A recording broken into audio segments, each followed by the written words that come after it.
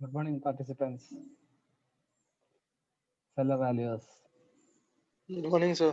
Good morning, sir. Ankit ji, good morning. Good morning. Sarabhi madam, good morning. Jain ji, good Good morning, morning. sir.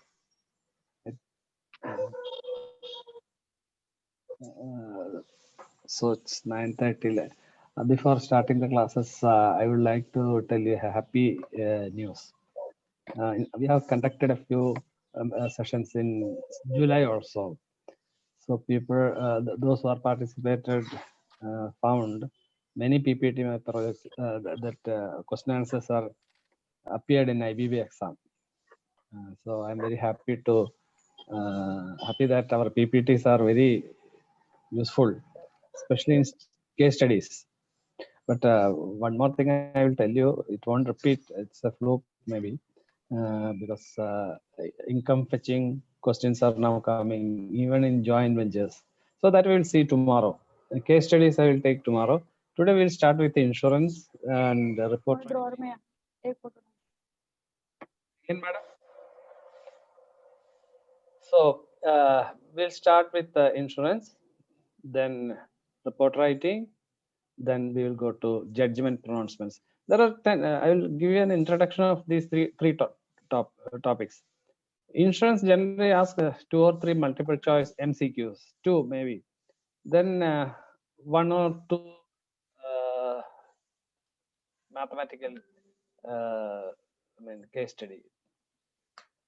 So how many marks you have in? There are 2 marks. Yeah. So maybe 1 MCQ, 2 maybe 2 MCQ and 1 mathematical problem. And regarding report writing, you have 3 marks.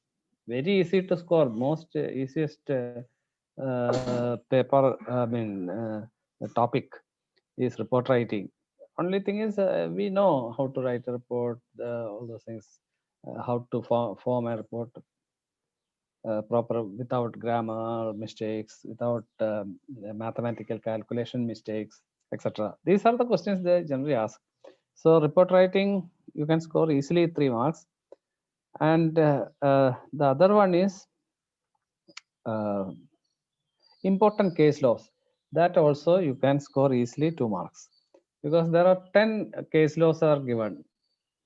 That was judgment pronouncements. That also we can score very easily, because there are only 10 cases, each cases pertaining to a particular case, which is useful to valuers. You can learn more on judgment cases. I'll give a PPT for that one also. But important aspect is 10. The other one is for practical purposes. IBB is only confined to IBB exam. These 10 judgments. So that will be the last session. So very easy. Don't think that is a boring subject. It's very easy and very easy to score. So now let's start with the insurance. So principles of insurance and loss assessment.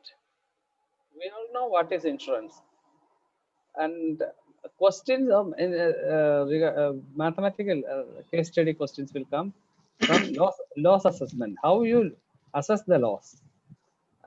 Most probably in MCQ, multiple choice question. So let's start with slide. So oh, sorry again, the host disabled my screen sharing. I request host to allow me to share the screen.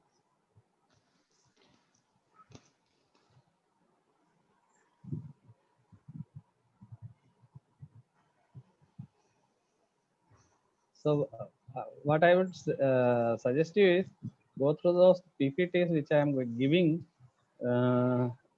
because from the experience, this is not only from my experience. We are a collective, group, which is making all these MCQs or case studies or whatever appeared in recent exams. And that's why maybe the July batch scored, I mean, some people says they have the IBB exam, the same questions are appeared. I'm very happy to know that also. But still, I cannot share the, I think, host has to give me the permission. Host disabled participants. Uh, Vijay Kumar Gupta ji, please allow me to share the screen.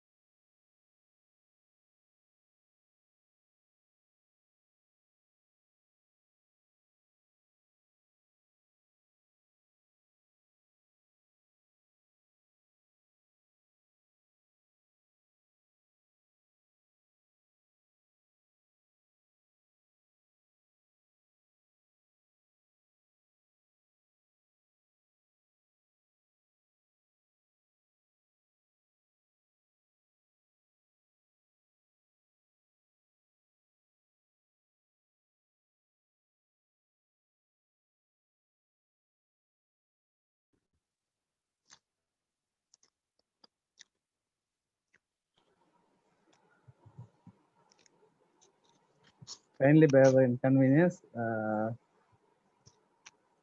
can share. Vijay Kumar ji ne allow me. No, nothing happens. I cannot share the screen. Okay, fine. Let's.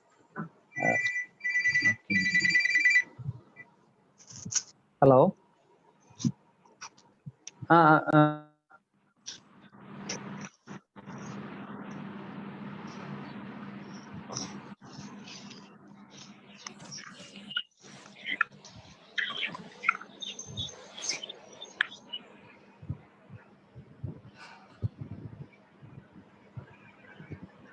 so probably now it will be all right within 2 or 3 minutes. Meanwhile, I have given you some trivia questions from insurance.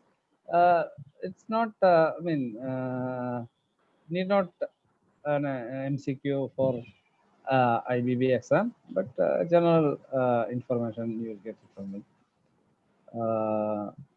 Those trivia questions we may answer.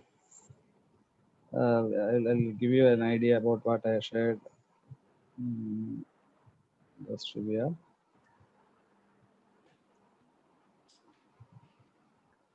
I made a mistake there. First and second question, same question, but first you take only first answer. Which of the following types of companies or organization issue ULIP? You know all ULIP, that is share marketing.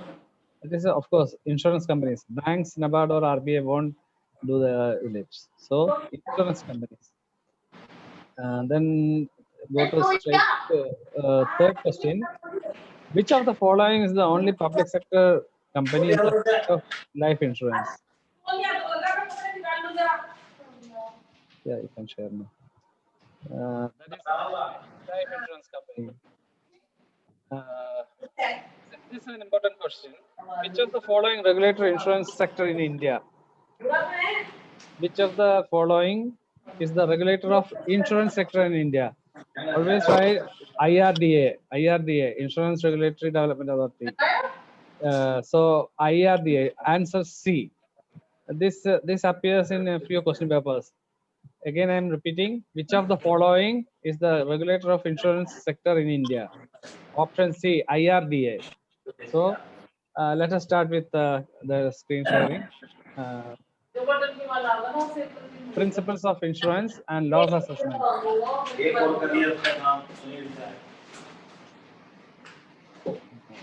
Somebody is,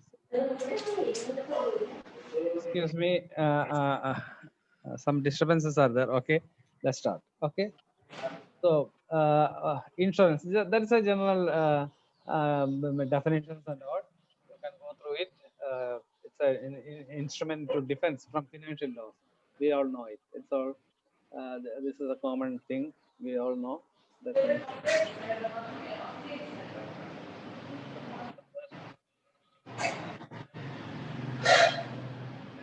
It also used for risk management. It's actually risk management, primarily used to protect against the risk of a contingent.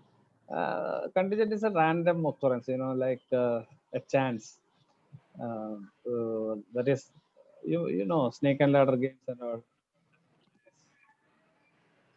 So that is contingency. Contingent is subject to chance. It's a random occurrence or uncertain loss. Then second point is the entity which provide insurance is known as again the insurer and insurer. Some disturbance is there. Okay, insurer and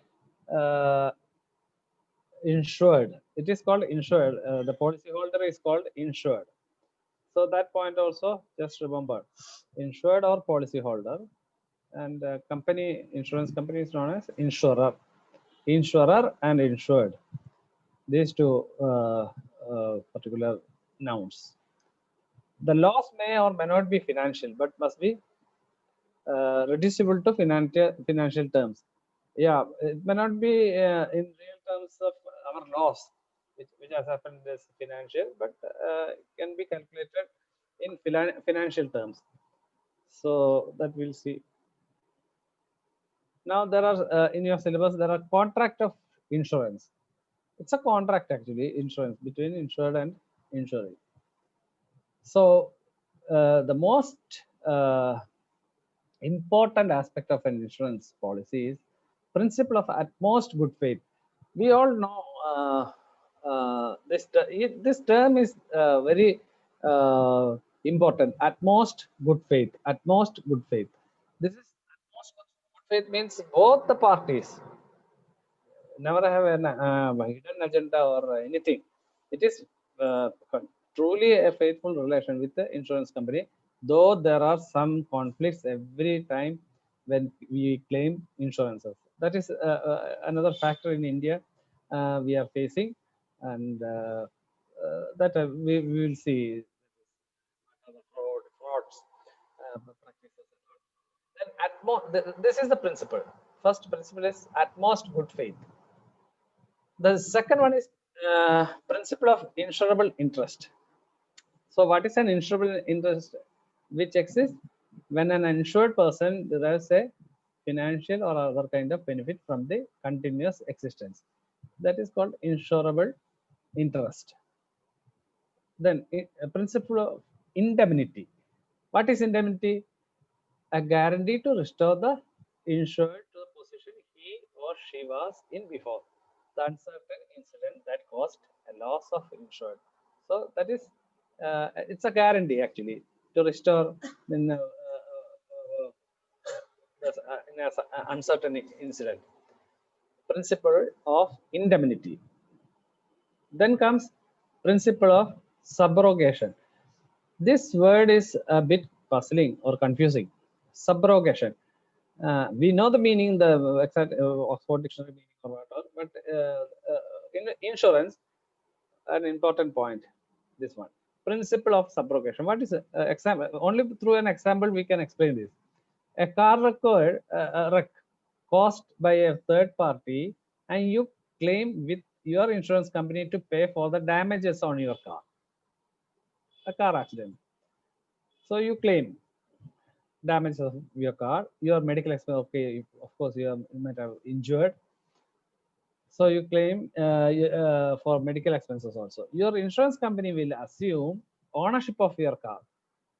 That is the main thing. He assumes the ownership of this your car. Always in insurance policies, even in real estate, houses, homes, whatever.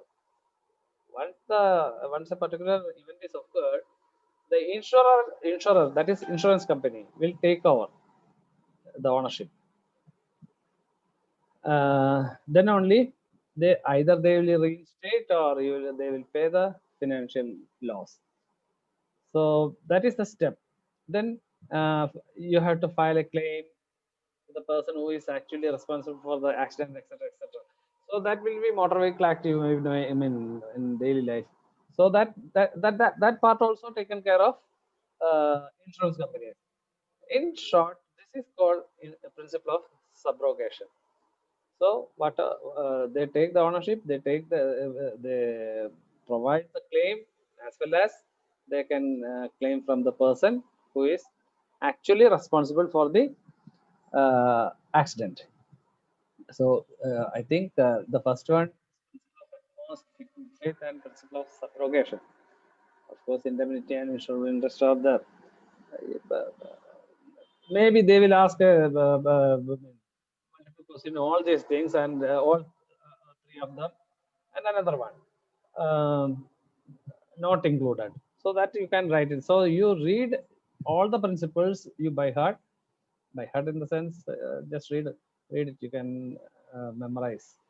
But at the same time, questions may come from utmost good faith and principle of subrogation. Now more contract of insurance are there. Next page. Principle of contribution. This is called principle of contribution. If you are insured, see, the wording is different. I mean, what do you mean by contribution? You contribute something, that's all. But in insurance of contribution means that also again, once again, I want to explain you with an example. You are a policyholder, suppose, with insurance company for 33 lakhs rupees property damage. Insurance for property damage. And another, you took another policy from Y that covers 5 lakhs rupees in property damage. If you end up in a wreck that causes rupees 5 lakh, suppose you have you meet a uncertain event or loss of 5 lakh rupees. So there are two insurances. So proportionately they will pay. The first insurer company or insurer X will pay you 1,90,000 approximately. This is approximation. 1,90,000 will be covered by X, and rest 3,10,000 by Y. Because you see, the insurance for X you have insured only for 3 lakh, and for Y you are insured for 5 lakh. So total you will get 5 lakh, but they will share it. Contribution is different. Contribution by not any other contribution by X and Y. This is the principle of contribution. So here the X and Y companies, insurance companies. So principle of contribution is done by the two companies. Now comes principle of proximate cause. This is also a term used in insurance contract. When a property is not insured against all causes, the nearest causes is to be found out. So see, we will see that in fire policies, all the insurances are called fire policies. Fire policy, not only fire, that is any natural disasters except earthquake. That is an add-on. Then perils, theft, burglary, whatever. So you don't know actually what happened sometimes, or you are not insured against all the causes. No add-ons are there, nothing. So you have to find out the nearest cost. That is called principle of proximate. Proximating in mathematics. So you have to find out nearest cost. This is called proximate cost. It may come 40%, 50% chance. Proximate cost, that is nearest cost, is to be found out in insurance. Then we'll go to principle of loss minimization. Yeah, this is in an uncertain event, it is insured's responsibility take all precaution to minimize the loss of the insured property. That is, it is insurer or policy holder make sure that, oh, the company will pay me anyway, so that I can be in compliance with our company. Okay, myself. No, nothing like that. In an uncertain event, it is insured responsibility to all take all precautions. Like when gas stove burst, in almost every day we can hear news about it. So that is because of he or she is not has not taken uh, the responsibility of what to take all precautions. So that is called principle of loss minimization. If they found that, suppose in car accident or a gas cylinder explosion, they will investigate. So they will see that it's a faulty, I mean, what you call, it's a mistake from insured's part, like the whole cylinder, or maybe the gas stove is open for a long time. All those things they can easily find it out. So your claim will be less. Similarly, if in a car accident, they will see that you wear the seat belt. When you wear the seat belt only, most of the cars open the airbags also. So that can be also they can investigate. So that is called principle of loss minimization. So you have to take your precautions first. Then only you are eligible for to get the full insurance amount. I hope it is clear for you. If any doubt, you can ask. Now, we have typical characteristics of insurance. Our words are little bit, I mean, uh, what do you call, poetic, aleatory. So what is that? The parties involved do not have to perform a particular section until a specific event occurs. So both the parties need not perform a particular action until a specific event occurs. That is main characteristics of a characteristic. There are two, aleatory and adhesion. So aleatory means a specific event should occur, like a law, I mean, explosion, whatever. So that is called aleatory. Then these two, adhesion. The company and its agent has the power to draft the contract, while the potential policyholder only has right to refusal. So it in our insurance policies, small letters they write something. So you have to go through the. So that is, he has the right. Insurance company or insurer has the right to draft the contract. He has the draft the contract. There is no way we can involve in it. You can refuse it. That's all. So refusal part is yours and drafting part is theirs. There is no change in policy document. They won't allow to change anything, a single word from the policy draft of contract. That is called adhesion. They are adhering with those policies. There is no other way.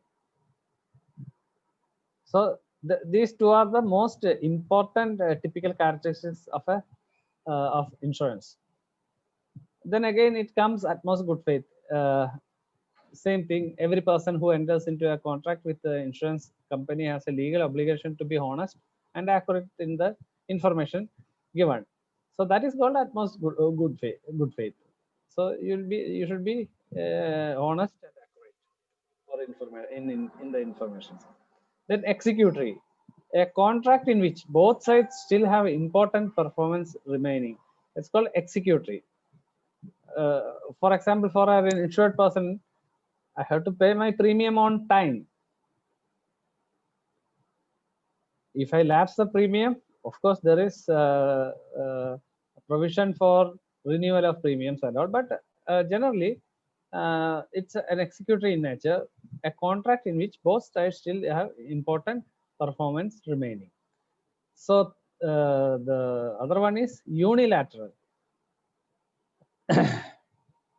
Unilateral means one party only makes an enforceable promise. That is called unilateral characteristics.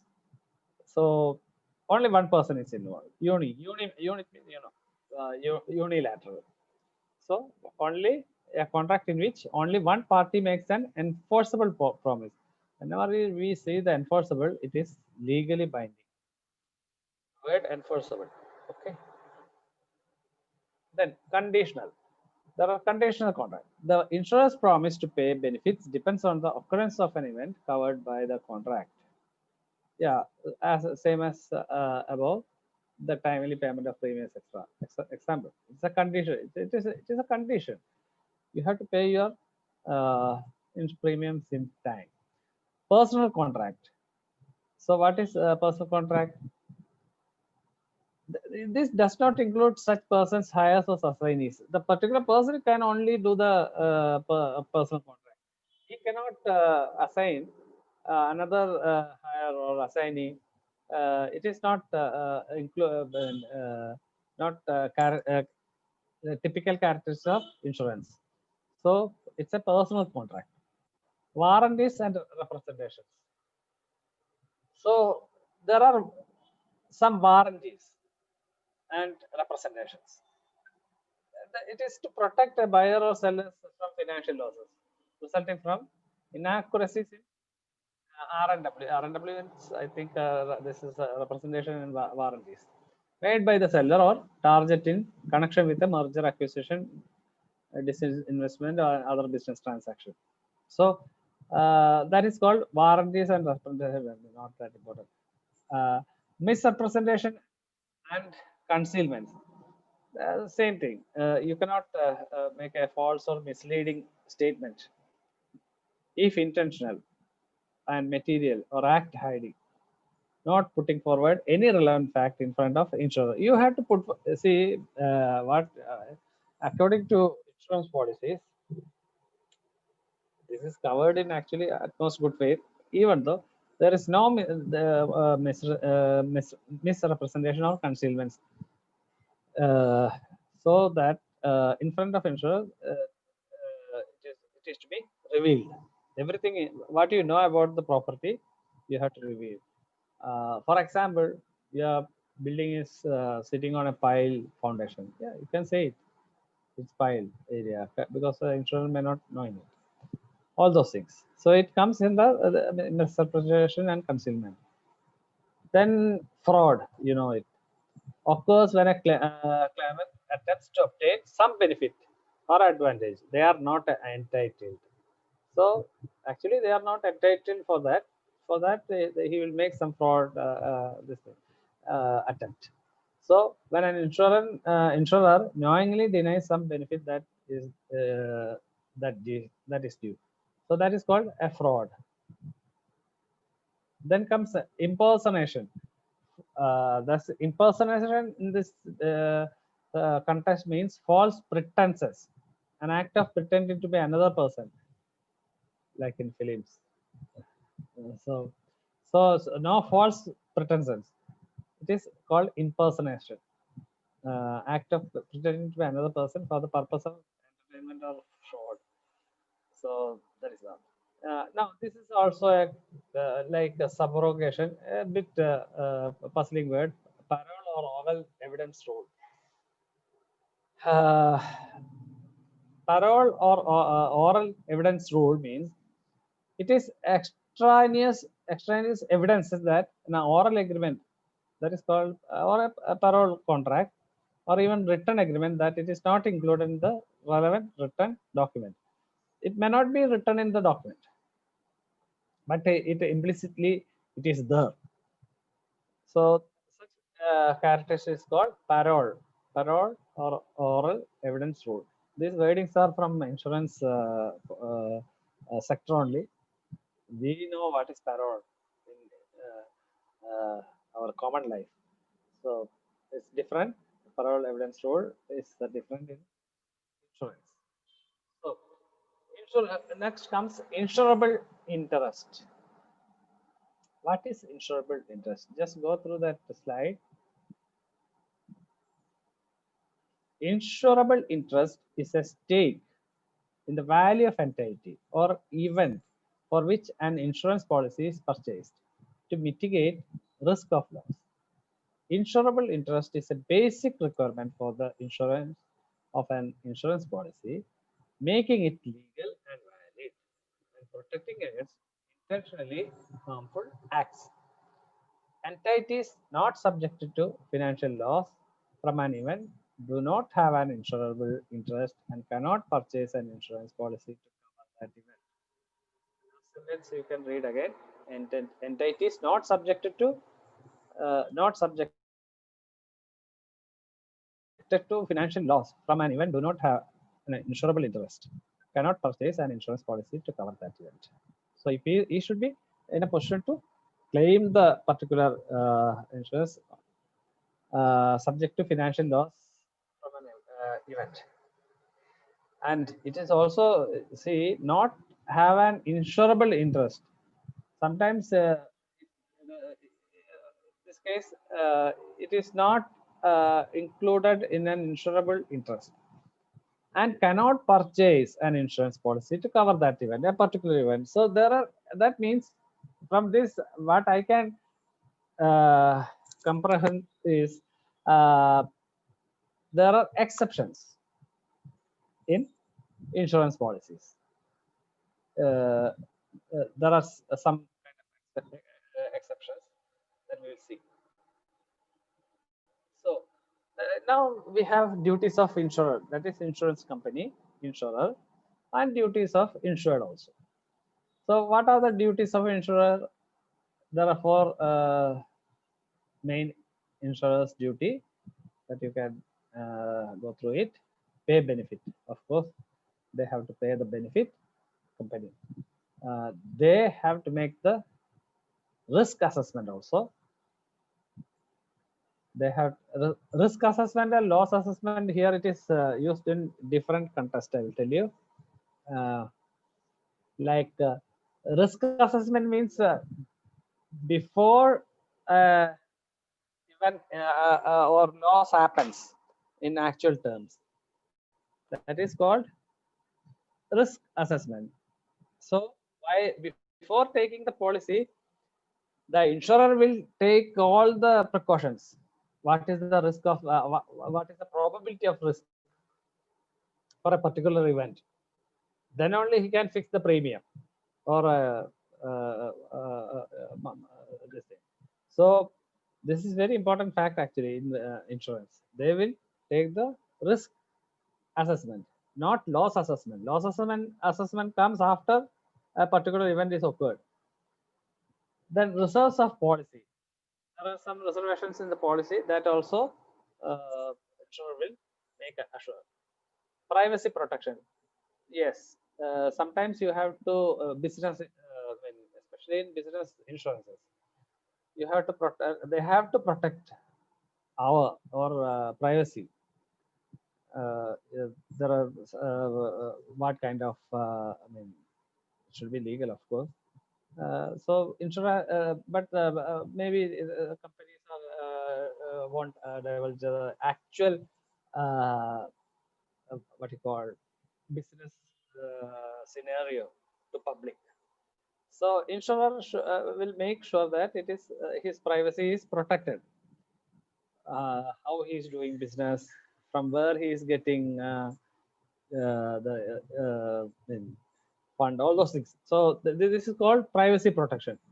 So these four are the main duties of insurer. Multiple choice question MCQ may come from this. Take all out of four, three will be given, and fourth one will be from some outside duty. So you have to. They will ask which is not the duty of an insurer, which is not a duty of an insurer. This is the way questions will come in IDVA. So pay benefit is our insurer duty, risk assessment, reserves of policy, privacy protection. These four terms you have to learn. Now here I have put a special note. An insurer must treat its insured interest with the same consideration it gives its own interest.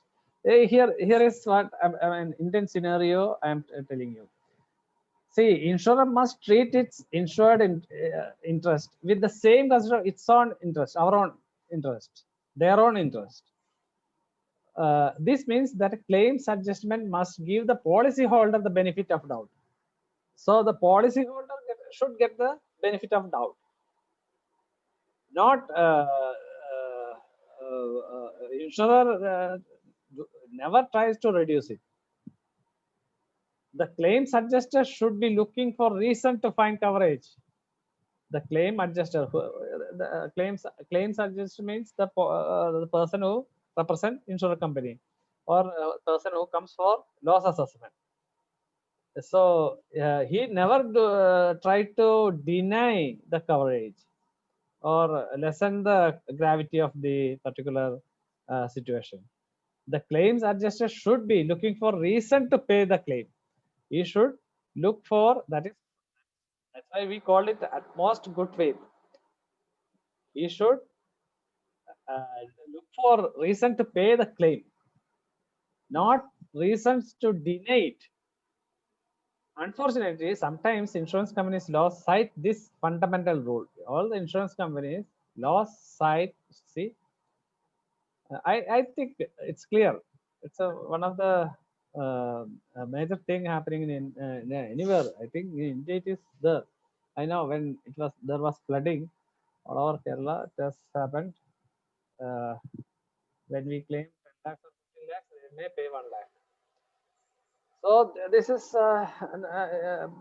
actually such natural calamities. Actually, insurance starts when the Great London Fire occurred in 17th century. Actually, so such cases, insurance companies are also in trouble. How can they make all those claims? Because it's a pooling system. Actually, what is insurance? We are pooling together for a common cause, common persons. If it is me or you or anybody, they will cover this. If everybody is affected, the main purpose of the insurance company or they are also profit making, of course. So they cannot do that. But whereas, and when an individual occurrence is individual event is occurred for a particular event, then the insurer should make sure that he will the insured will get the appropriate amount fixed by the premium insurance policy. So this is very important. Now this is duties of insurance, this is rights of insurer. So there are duties as well as rights. When duties are there, rights are there. So insurance company has got some duties, so they have got some rights also. So what is that? Right to avoid the policy. That is, insurer has the right to avoid the policy itself. Right to enter and control over the property. Yes, they are a very important point. Right of enter and control over the property. He he has the right to enter our property or control our property, own the property, whatever. So it is his rights. Right to reinstatement. As I said in our earlier classes, also I told it is not replacement, reinstatement. Right to reinstatement. Whenever the word Reinstatement comes, there are two areas where we using. Last class, I told you. Where is the other area we use this term, reinstatement? Anybody can tell? Anybody from the audience? Where, of course, in insurance, we use reinstatement. Where is the other place where we use the same word? You have to answer, otherwise that means you are not preparing.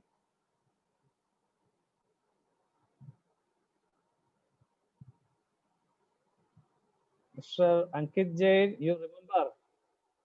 Sir. You remember this answer? I told that many times. I repeated this. Reinstatement. The two places we use. Sir, Architect. replica. Again? Oh, Replica. We used No, valuation no, of no, no, re. no. Not replica. Replica is okay, reproduction. No, the reinstatement value. Okay, I use the word reinstatement value. Suppose.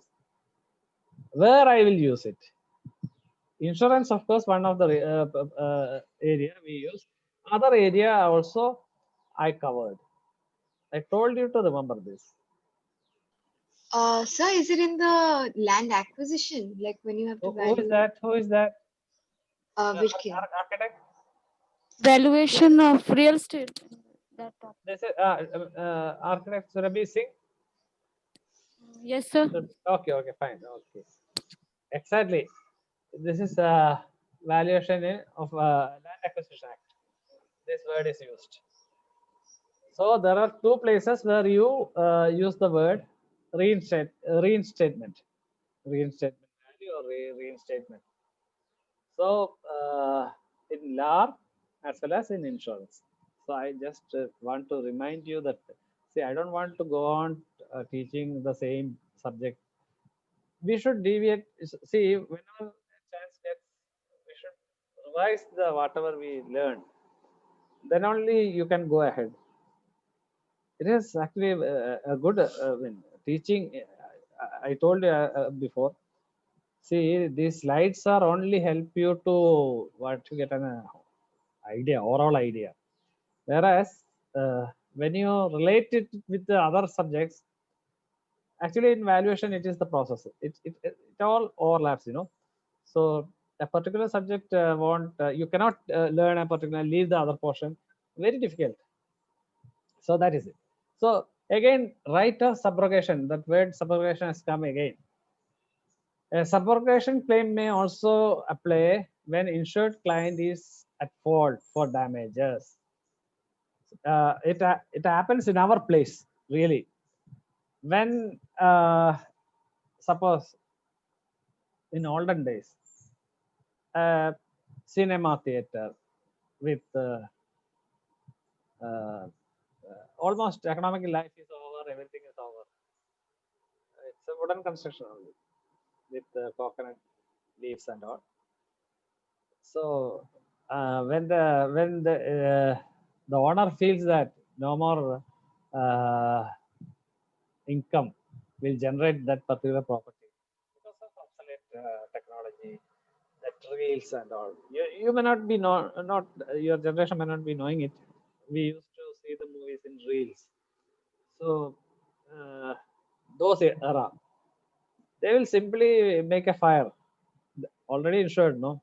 So they will try to fraud, you know, kind of. So that is called claim may also be applied. A fault at fault of the damages. He cannot cause a fire by himself and claim the insurance, but people are doing it. People were doing it. I don't know whether now it is applicable. For example, now here it is different. Huh? Sorry, I deviated from the subject. Subrogation. The example here I have given is Raj and Rahul, who are backing out of their reversing respective car, backing out. This way, backing out. Reverse, who are backing out their respective parking spots at the mall simultaneously. So they are all one person comes from here, one person comes from here. So they collide each other. So both men have insurance to cover the loss. Both make claims of their policies. This is, in short, this is called right to subrogation. Both of them are in fault. Both of them can claim also policies. Rahul and Raj as well. This is right to subrogation. Now, right of contribution.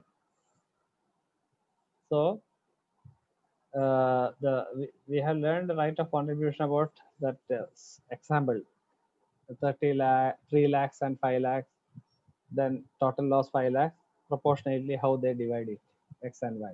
Here, the principal holding the two or more insurers, each liable for a covered loss, should participate in the payment that loss. This is the same thing as I explained to you. Having paid its share of a loss, an insurer may be entitled to equitable contribution, a legal right to recover part of payment from another insurer whose policy was also applicable.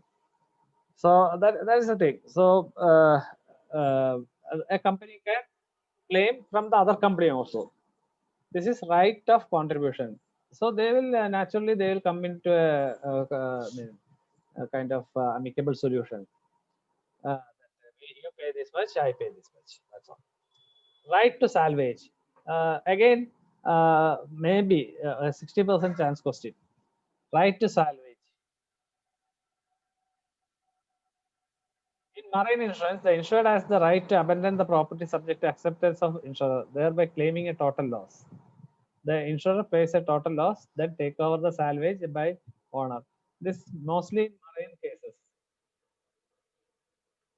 The salvage, suppose it's a close, you cannot see. If you are in a ship, it is going, we know that it isn't, we are going to face a trouble or drowning, whatever.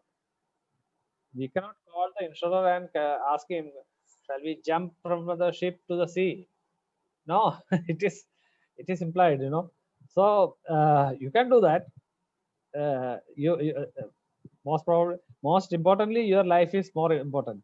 So you will jump or you will escape from a lifeboat, whatever. So but the insurer can the salvage whatever drowned or left over, it can be claimed by that is called salvage. You know, the remaining portion. So insurer can take the pays a total loss, then takes off the salvage as owner, regardless of any amount received from its subsequent sale. Suppose the if he recover from it, the ship, a very good shipment without much damage, and even he can resell it. So that may fetch more than what he given to the insured, that is policy holder. Suppose he paid 1 or 2 lakhs or 5 lakhs, 10 lakhs or 20 lakhs to insured, while the salvage may have whatever he received from the sea may cost 1 crore or 2 crore. That he insured has no claim on it. Policyholder has no claim on it. It can be resale by the insurance company. This is the right to salvage. I hope it's clear. Now we have seen insurers' duties and rights. Excuse me, sir. Yeah. So let's say in case of property, let's say, I mean, a part of the property is broken down. If there's a salvage value of that, then the insurer doesn't have right over it. Yes, he can take right over it, no problem. Excuse me 1 minute.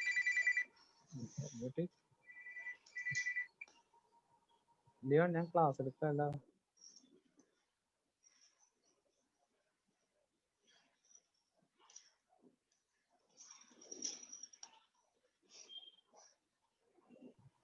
Can you repeat the question again?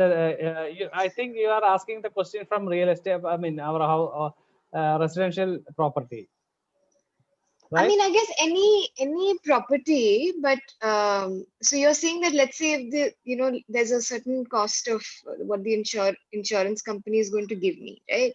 Yeah. But if there is a large amount of salvage value, is that amount considered in that amount that the insurance company is supposed to give or not? Yes, they can. Because that's, I mean, it's of course it could be unethical practices, but how could be? See, we have taken it's a contract, you know. Basically, what is a contract, Ms. Dar? say a contract you signed already. So the remaining salvage, whatever, it is not, you cannot say unethical. It's not at all an unethical practice. They are, see, suppose the zero salvage value, what they will do? Anyway, they have paid you. If if they get something from salvage, let them take it. That's how we know. Correct. It No, works. no, that's what I'm saying. But the insurance company has no claim over it, right? That Yes, the yes. salvage claim. Salvage is claimed by the insurance company. In Oh, marine not by cases, the insurer. that is why I always say this word. Don't forget. So far, I have explaining you insurers duties and Right. insurer Sure, company sure, duties of sure. insurer, rights of insurer. See, Okay, rights of okay. insurer comes salvage. Now I insured. understand. Insured is policy holder. Correct, Okay. correct. And Ah, understand. right. So now see duties of insured. What is our duties?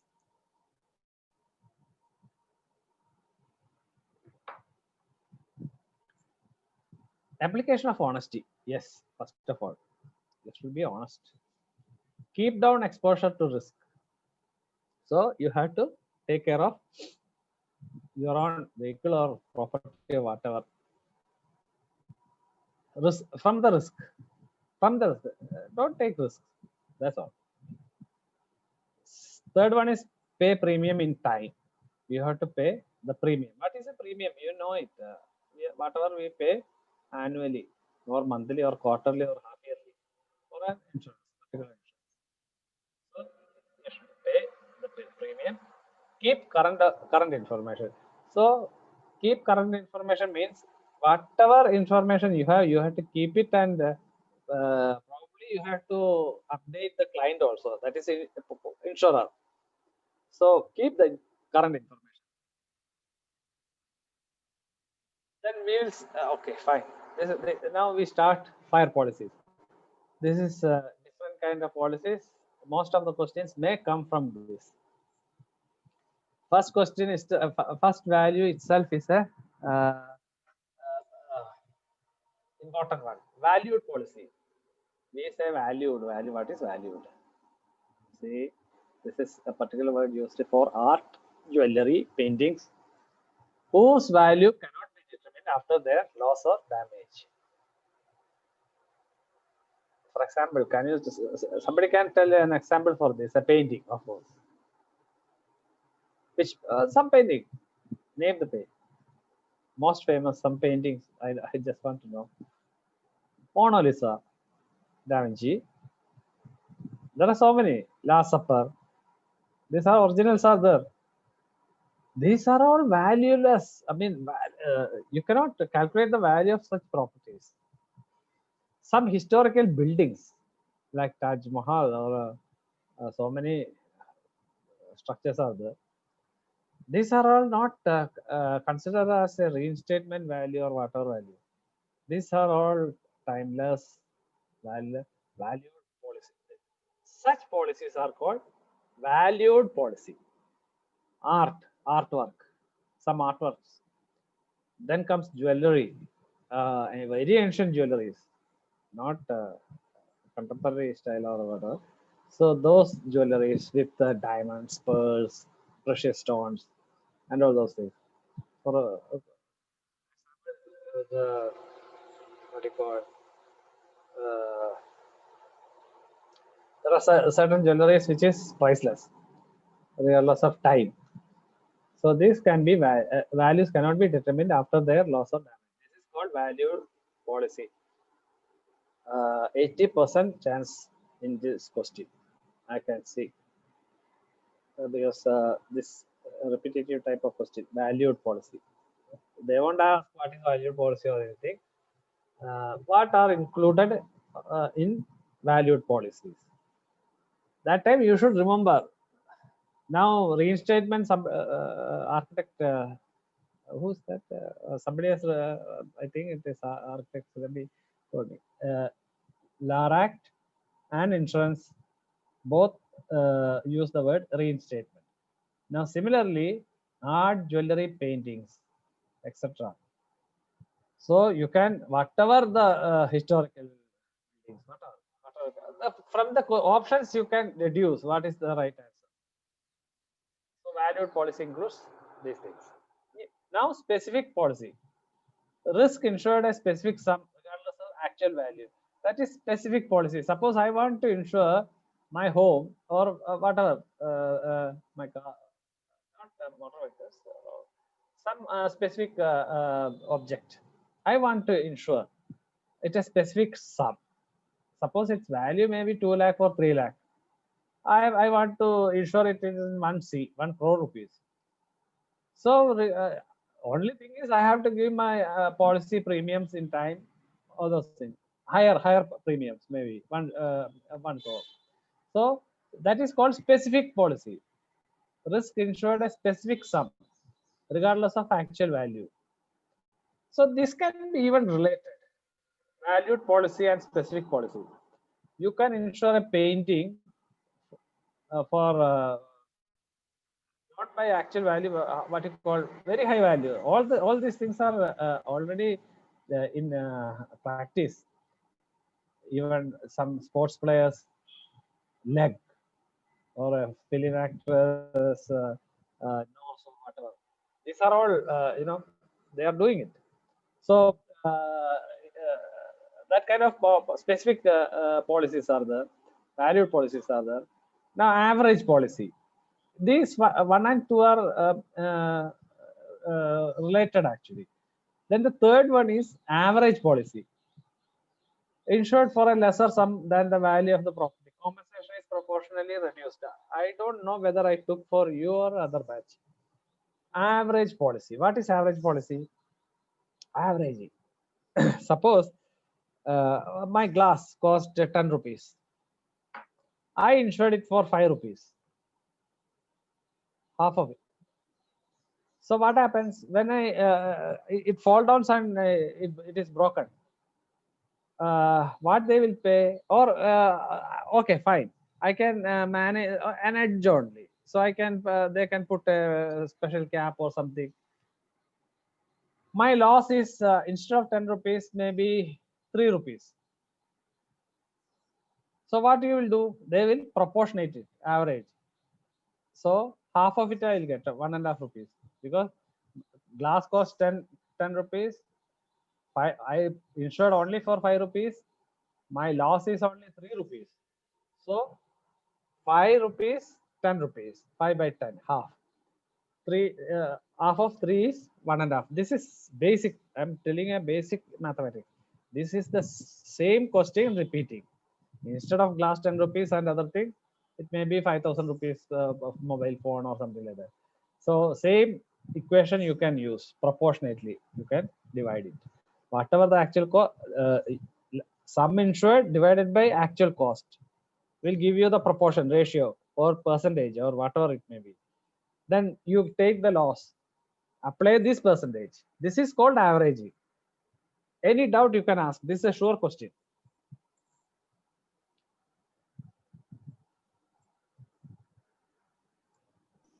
So what is an example where you would do something like this? Like, why would you do it for lesser than the value of a property? Because you want to reduce your premium. Ah, okay, sure. Okay. So now comes floating policy. So for businessmen, goods lying at different places. So especially those who are engaged in import and export. So average clause applies to these policies. These are important here. It is important to remember the word here. Floating policy, not the definition or anything. What is a floating policy? Floating policy, it is the materials or goods are lying in different places. So such insurance is called floating policy insurance. Different places.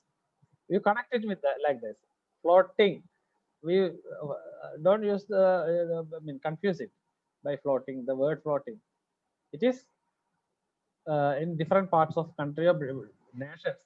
Even in Mumbai, London, all those things. This is called average clause. So average clause is applied there also. Floating policy. It's an important one. Floating policy. Mathematics. When the calculation question will come from average policy, and floating policy is also a chance. So, see, these word, all these four are important. Either in MCQ or mathematics, mathematical calculation. What you call it for it? MCQ. At the same time as MCQ, there should be some equations and all. That is called, I mean, by mathematical questions. So, next one is comprehensive. What is that? Comprehensive policy. All types of risk, including fire. It is also known as all risk policy. Here you take everything into consideration, every risk, whether it is natural or man-made or incidental, whatever. This is called, what is an all risk policy is called? Is comprehensive policy. This is very important. Comprehensive, all risk is covered. Now, next one is consequential loss policy. This is consequential. For the loss caused by dislocating the work or consequential loss, the loss profit is calculated. Okay, loss of sale. So sometimes you have to shut down your business and restart it in some other place. So what you will do? You can do a not that particular point of time. You have to take this policy before that, long before that, assuming that you need to shift the workplace. So that is called consequential loss policy. For loss caused by dislocate the work and consequential loss. That means that maybe, see, that time you don't have any income, so you have to manage yourself. So you take this consequential loss policy. So this is the loss of profit is calculated on the basis of loss of sale. So that time there will be no sale for your goods for 2-3 years, maybe 1 year. So that is basis of loss of sale. From the loss of sale, to compensate it, you take this type of policy. Now, seventh one, replacement policy. Compensation on the basis of market price of the property. Depreciation is taken into account. So this is called, comes under real estate property. You can expect a few questions, not a few questions. I can give you a few tips. Replacement policy. In real estate or in a residential property, while generally they won't take the foundation. They won't take the cost of foundation in the policy. Only superstructure is considered. You know the reason why?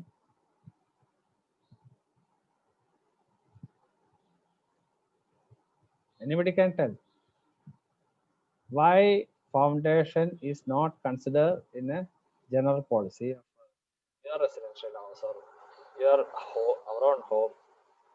Why we are not taking? Generally speaking, it's a general policy. Any answers?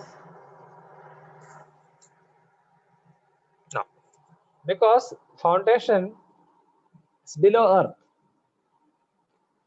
They cannot see what is they made with, whether it is random rubble or dry packing or the condition of the soil, all those things. So foundation is not considered. So in calculation, in case studies, they will give in an exam, they will give what is the cost of the foundation. But at the same time, it is almost 10% they will give. Suppose your all proper, I mean, the particular building cost you 1 lakh rupees, 1 lakh For example, they deduct directly 10%, 90 lakhs. So you can take a policy of 90 lakhs. I mean, sorry, 90,000 only. So you foundation part you have to remove. Clear? This is very important. Very important in insurance. Replacement policy, compensation on the basis of market price of policy, depreciation is taken into account. Of course, then afterwards you calculate depreciation, all those things. But the important point is, I want to tell in this particular point, replacement policy of buildings. Foundation is not, because I don't write anywhere writing. So keep it in mind, please take a note on it. Foundations are not considered. This is this may be a 90% question, 19% chance of question. This question may come. Foundation is not taken into account. Generally 10%. Generally 10% of the total cost. Superstructure is only insured. Now, reinstatement. If an insurer fails to pay the premium, the policy insurer fails to pay the premium, the policy gets insurer, not insure. This should be insured. Fails to pay. Insured is failed to premium. Let me correct it. Insured fails to pay the premium, the policy gets terminated. The process of putting the insurance policy back after a lapse of a lapse is known as reinstatement. This is of course insurance. See, I know that in PPTs generally they won't make any mistakes. I'm not a PPT person. I told you already. I like to explain, to talk with you, interact with you, all those things. Just to remind the points only, I am using this PPT. Most of the questions will come from my mouth only. I mean, importance. You can go through it, of course. You will get some question answers. But here you see, when I see this, if you are thorough about the subject, you can see the mistakes in questions. Don't attempt those questions. If the question is wrongly phrased, don't attempt. Leave the question. Basic principle of IBBA exams. Sometimes it comes. Question itself is wrong. Here it is not a matter of question anyway. So let me clear it. Can you check the material provided by this? That insurance. This is insured fails. Insured alert. Yes, it should be insured. If insured fails to pay the premium, then only it is applicable. The policy gets terminated, not insurer. It's wrongly I wrote insurer. So clear. When I am talking to you, I'm also whenever a mistake comes, I can all of a sudden correct it in front of you. I think it's good. Practice. Sometimes I don't know. If an insured fails to pay the premium, the policy gets terminated. The process of putting the insurance policy back is known as reinstatement. Here the reinstatement is in another meaning. You have to reinstatement of policy, not any structure or anything. It is reinstating the policy. That is, you are reviving the policy. The last period, you are going to pay some compensation and you can again restart. I will tell you for an example. Now it's COVID era, COVID period. Most of the people cannot, don't have any income. So they will fail to pay the premium. So they may give some grace period, 1 month or 2 months, or I don't know. Sometimes the period they won't give anything. The only 1 month. Generally, 1 month of grace period is there for policies. After the 1 month, if you want to revive it, they will. I think that they will find a small fine. So that is called revival or renewal or reinstatement of the policy. I hope it is clear. Policies for other perils, natural calamities, machinery breakdown, theft and burglary, etc. So, not covered in the fire policies. This is important. Not covered in the fire policies.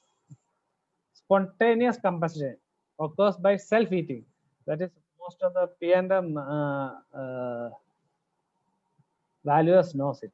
What is spontaneous combustion? Inside a turbine or furnace. That is occurs by self-heating. Even nuclear reactors in Chernobyl, it occurs self-heating. It's the best example, I think, Chernobyl nuclear incident. So spontaneous combustion. Second one is property burning by order by any public authority. So that is not also comes under fire policy. But I don't understand why they use the word burning. Property burning by order of any public. They did not use the word burning. Property dismantled or something like that. I don't know. I'll check it again. Why they use the word burning? Not actually property. No public authority will order to burn that property. It is to dismantle. They will use the word dismantle it, right? Just check it. So now, explosion of boilers. Yeah, the same reasoning. Boilers, P&M people know better than us. Explosion of boilers. Then it's not covered in the fire policies like war, pollution, short circuiting. Short circuiting, especially if they prove that the losses prove that it is because of short circuit, this caused the disaster. So it is then that means the insured has not take proper precaution. That's why short circuiting has occurred.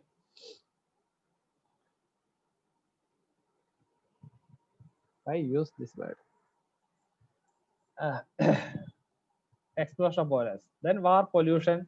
These are out of control. War, pollution. These are not covered in fire policies.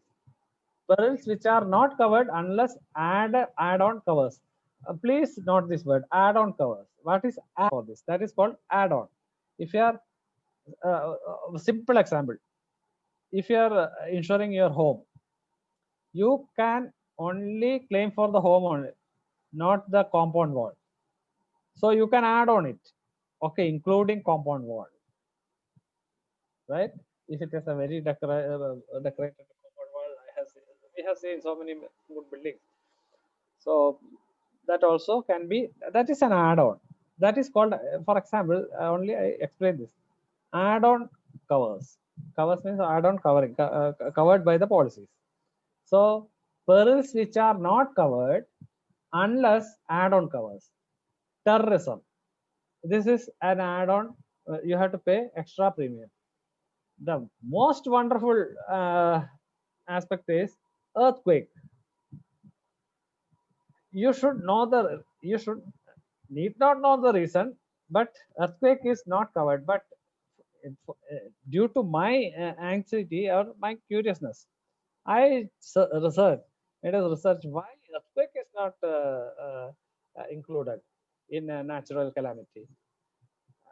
See, what happened? No, it has happened in actually states, United States, during an earthquake. During the earthquake, some destructions will be there, of course, in a higher magnitude, in richer scale. But aftershock effect, after some time or after some period of time, that cannot be, you cannot exactly point out the reason. It's a scientific one, aftershock effects.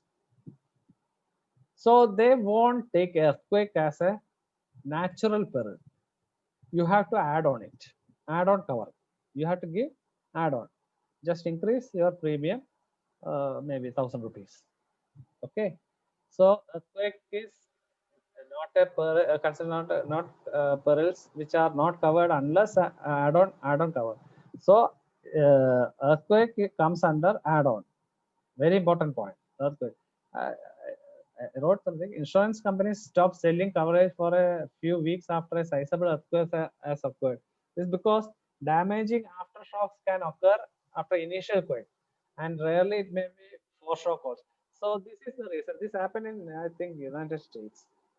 So they stop the earthquake also. All the insurance companies add-on, it becomes add-on. This is a sure question. 90% question from this one comes from earthquake related. So far, yeah. See, as I told you, we have group of valuers who are updating all the IPV question papers. Whatever possible answer when we can provide, we will definitely provide you updated IBBI exam paper. So that's why I'm telling you these things. Now, there are some questions, right? As I told you in case studies, it is totally different from the previous one. Never ask such questions. In joint venture, we know what is promoters and landlord ratio between landlord and promoter. We learned it. But generally, they ask only that particular question. Now they are asking, it is clubbing with income, some kind of income, and we have to provide with this thing. Wait a minute. Where is that?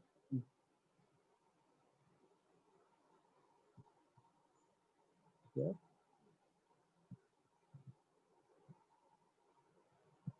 What am I saying? Yeah, in case study. So it is bit complicated now. We are trying to solve it, all those things. I'll get back to you soon after these classes. It's a confusing one, actually, really confusing. Some questions. That's why I always request my participants, fellow valuers, to take 2 consecutive exam slots, because if it comes a tougher question case study, next one is naturally it will cover the other one. So better to take 2 consecutive slots. It's a probability theory, I'm telling you. The other one will be easier in the sense it is not that much complicated. Okay, fine. Let us come back to insurance. The additional premium must be made for add-on covers. Beneficiary clause, naming the nominee to receive the sum after the death. It is for everywhere. If you start a fixed deposit or anything, you can nominate a nominee, your spouse or your daughter, son, whoever it may be. Beneficiary clause. That is called beneficiary clause. Then restrictive clause. Some restrictive clause are healthcare. Determine the extent and limitation of the cover. That is that depends on, some cases they won't provide. Already the person has some problem in some diseases. They want determine the extent and limitations of the coverage. That comes in restrictive. Just remember the word beneficiary clause and restrictive clause. The word itself is clear. Some restrictions to take the policies. So next one, important terms used. So VAR means value at risk. Here it is VAR, value at risk. Maybe they will use the word VAR. That's why I put it in bracket. Value at risk, typically used by firms and regulators, financial industry. This word is used by firms and regulators. Value at risk. Sum assured, maximum amount of insurance company will pay for a claim. That is sum assured. Then over insurance, coverage that exceeds the actual cash value. Here I would like to tell you one thing. In under insured policy, yes, you will get proportionate value only. Whereas in our insurance, you won't get any benefit. You are just paying from your premium. They won't increase the sum assured. So it is actually a useless one. You need not go for an over insurance. Never. So as far as possible, exact amount you insure for it. Over insurance won't applicable to average clause. Averaging clause, what we have seen in under insurance. Over insurance and under insurance is very different. Over insurance won't give you any benefit at all.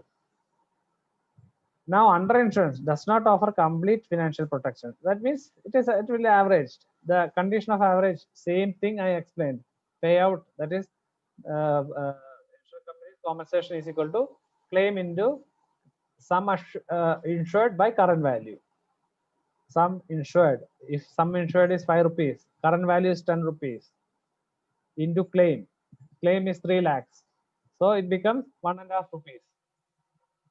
Am I clear? The same question will repeat, or not in 10 rupees or something. Amount may change, clause may be changed, I mean wordings may be changed, but the only thing is this is the equation you have to always apply for averaging. This is called condition of average. Over insurance won't give you average. See, sometimes they will ask you a question like this. Your property has a value of 10 lakh rupees. You insured for it is 15 lakhs. You met with an accident, I mean, as uncertain event, in an uncertain event, you lost 5 lakh rupees. So your actual value of the current value of the property is 10 lakhs. And you insured it for 15 lakhs. Your actual loss is 5 lakhs. Particular area is damaged. 5 lakhs. How much you will get? Anybody can tell.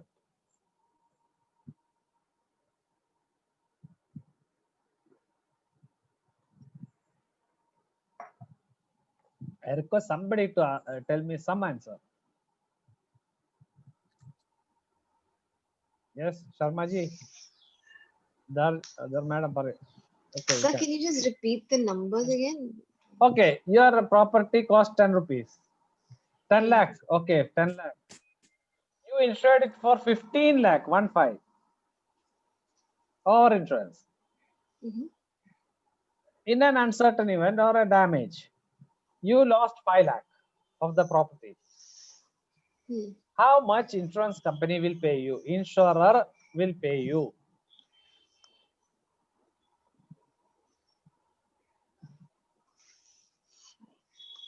Think. 4 lakh rupees, sir. How much? 4 lakh rupees. Why? Any reason? Okay, fine. Sir, some insured is 15 lakh rupees. Yeah, it is our insurance. Yeah. Then my actual loss is 5 lakh. No, he is claiming for his loss, that is 5 lakh rupees. Yes. How come you pay for you get for 4 lakh only?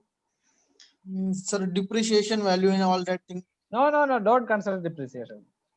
Okay. Then it's a new one. Okay. No depreciation is there. How much you will get? See, I told you, that is why by examples only you can be very clear. Over insurance means coverage that exceed actual cash value. Average is not allowable. Whatever your exact loss, you will get it. If you insure for 10 lakhs, you will get 5 lakhs. If you insure for 15 lakhs also, you will get 5 lakhs only. Understood? Whereas in under insurance, proportionately reduce. Okay. Very clear. This concept, you should be very, very thorough with it. Don't forget this basic principle. Under insured, I given you the formula condition of averaging. That is payout sum is equal to claim multiplied by sum insured by current value. Sum insured by current value into claim. that will be. So here it is 15. No use. You won't get 15 by 10 into 5. 15 by 10, 1.5. So 5 into 1.5. It will come 7.5 lakhs. You won't get it. You, for the loss of 5 lakh, you won't get 7,50,000. You are over insured. I hope it's clear now. Sharmaji, it is clear. Yes, sir. Okay, no doubt at all. Don't see when these are all important aspects from insurance and loss assessment. 100 mark percentage mark you can score in this if you remember a few points. Okay, can I go to the next slide? Okay. Yes, sir. Now preparation of claim. That is a procedure only. How to prepare a claim. You can read the slide and that's all. I don't want to add anything on it. The purpose of claim preparation clause is to identify a policyholder in relation to a reasonable cost it incurs in preparing and presenting a claim. The clause effectively provides funds to enable a policyholder to engage an expert. Oh, okay, fine. Policyholder, sometimes the policyholder can engage an expert valuer like you to how much I will get or how much is my actual loss. These things, policy as a policyholder, you can also common man people can engage an expert valuer so that they can convince the loss assessor or whoever it comes into the picture. So that is, but even though I feel sometimes uh, it is not that efficient in our country. It's my experience. Whatever they say, that is final word. We can convince them more or less this much is the loss, so pay this much. It's up to the company's reputation. You know, it all depends on company's reputation, their goodwill and all. So go for good insurance policies only. In short, the clause effectively provides funds to enable the policyholder to engage an expert. Usually, the claim preparation clause is found as an extension to property damage and business interruptions wordings is applicable to all policies. So finally, the stages that follow determine if a claim has merit as well as how much the insurance company will pay. Here it comes. Insurance customers expect a company to settle claims quickly to their satisfaction because high customer satisfaction levels can give a company a competitive edge. That's what I said, goodwill, competitive edge. As soon as you settle the policy in time and satisfaction of the customer, they will get the company get a competitive edge. Reducing the time it takes to settle insurance claims is one way to declare the number of customers complaints to improve service. These are the common things. So this is called preparation of claims. Now, I can give you some additional inputs on the topic.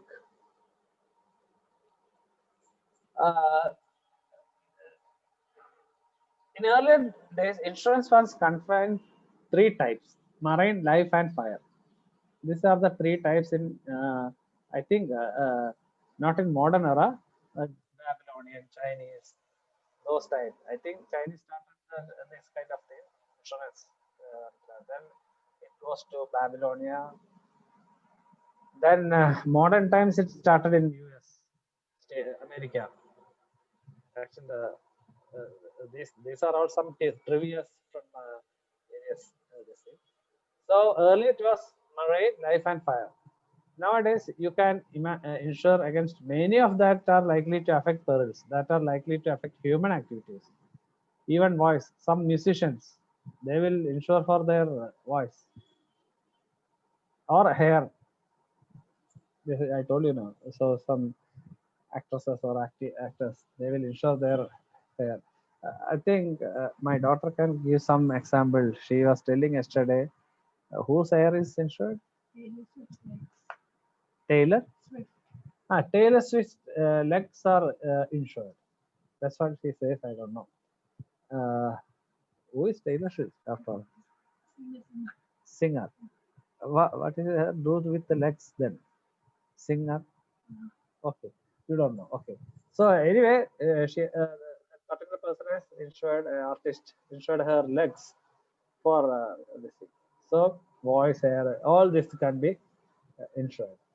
It is not practical for an insurance company to make a valuation of every property which it insures. It is not practical for insurance company to make valuation of every property. That means I told you floods and earthquake. The responsibility therefore rests on the insured to state some to be insured, to adjust some insured periodically to cover fluctuation of cost of construction. These are some additional inputs. So the method of assessment, here I have given some problems also. So the same kind of problem you can expect, the same kind of problem I explained by class or whatever. Anyway, in the case of loss or total or partial, one of the best ways to estimate the replacement cost is by making a detailed estimate as per current rate, then deducting for depreciation. Here, Sharmaji, here comes the depreciation portion. After considering the age, the state of repair, obsolescence, future life, etc. So while you calculate the reinstatement value, replacement cost, here it is written replacement cost, by is making a detailed estimate as per current rate, then deducting for depreciation. We'll take an example, then it will be very clear. An assessment of salvage value should also be made. That is not the second point. This can be included in the first this thing also. I go for a second bullet.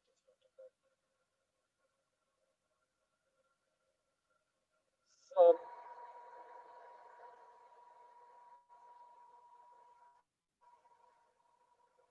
you can take salvage value also 10%, whatever. That will be given by, say, every time I am telling you, no assumptions are made in IBB exam. Please. I have seen one example now in case study. That is to assume the goodwill. That is not, so far they never asked such a question. So goodwill is, see, that I will come when case studies. Before that, I want to explain to you because it is not connected with the insurance, but problems.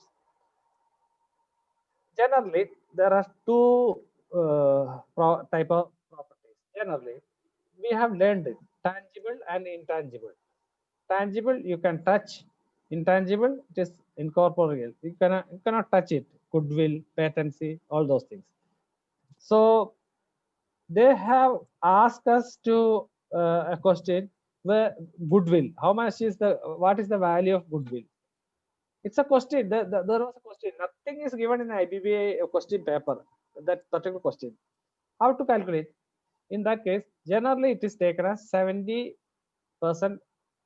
is to 30%. 70 is tangible, 30% is intangible. Please remember this point. Generally, they have to give the goodwill percentage. In all cases, whatever whichever question paper I have referred, all the required data is given. Sometimes unnecessary details also they will give to confuse you. So it is not to, in the real sense, confuse you, whether you know the concept, which are the data is to be used for that particular case. This is their intention, nothing else. So here assessment of salvage value should be also. Now, okay, let's come back to the case. If the insured value declared by the insurer is rupees 1 lakh for a structure, but actual insurable value should be 1.5 lakhs, and the loss actually has been assessed loss. That means something has happened. 50,000 rupees partial fire of a factory. Then insurance company has to pay only how much? Same thing you do. First, your claim 50,000 loss. This is the loss. This part 50,000 part multiplied by, then put it in a bracket better for better understanding. Insured actual cost, how much Insured cost how much? 1 lakh. Actual cost how much? The particular building 1.5 lakhs. So 100 by 1. This is called averaging method. You got my point? This is called averaging. So this is the usual question that appears in IBBA exam. So 33,000 out of 50,000 you will get only 33,333. Why? It is underinsured. Correct? Sharmaji, it is clear, no? Yes, sir. Yeah, it's very clear. Just apply your mind, and there is no confusion for engineers for such questions. Yes, sure, sir. Right? Yeah. So I Yes. don't know how far I'll to explain or see. I know now all of you, but how to explain or how long I have to explain, how what's the way of explanation, that I don't know, because these are all new subject maybe for you, insurance and loss, but these are all very simple subjects, in fact, very simple. So valuation of property for insurance does not involve land. It's an important point. Again, all the aspects, these are all probable questions from MCQ. Land is not covered. Why? It is restricts only to the building. Land is not, never insured. Your land, you cannot insure. Suppose your land and building cost 50 lakhs, but the building component is 20 lakhs. Rest is 30 lakhs is for land. You have to insure only for 20 lakhs land building component. Land component never take you don't take into account. Okay. So land is not insured. The insurance does not involve land. A point to be noted. Then second one is another important. This is also repetitive type. General Insurance Company was taken over by government on 13/5/1971. This is the first company, General Insurance Company. Just make a note on it. Now there are so many.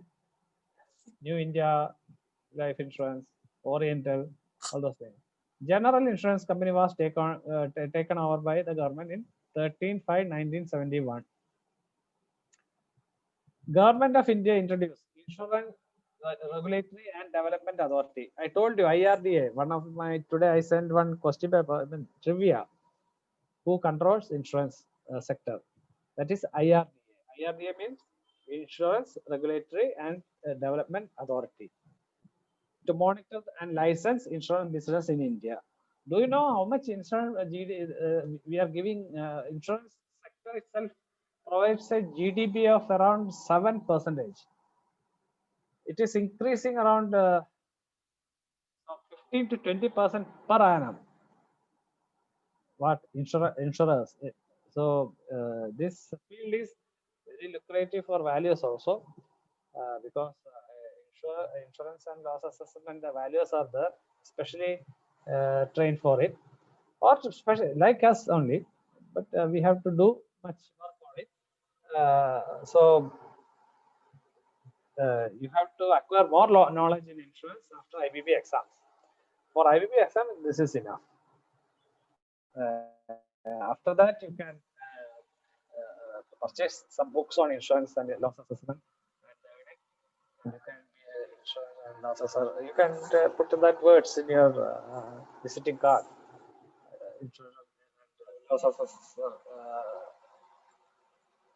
So these are the important questions. So remember about Insurance Regulatory and Development Authority, IRDA. IRDA, it's enough. Insurance Regulatory and Development Authority. Okay, another illustrated example of old factory building. So let's see. Building 30 years old factory is required to be insured under standard fire policy. Under standard fire policy. Advice on fair. This is where our role. Advice on fair insurable value of the factory building on depreciated cost basis of the following data. See the data. So you have plinth area of the factory 500 square meter. First floor 300 square meter. Replacement cost 750. Total life of building 60 years. So 30 years is already over. So now 60 years is there. Total is 60 years. So see the difference of wording. Age of the building. If they are, see, 30 years is age. The 60 years is lifespan, total lifespan, or total life of building, 60 years. So let us see the solution. Total built up area 800. Okay, I missed one part here. First floor is 300. So ground plus first floor is 800. So replacement cost is equal to 800 into here unit rate is written 750. So 800 square meter into 750 rupees will give you 60 lakhs, right?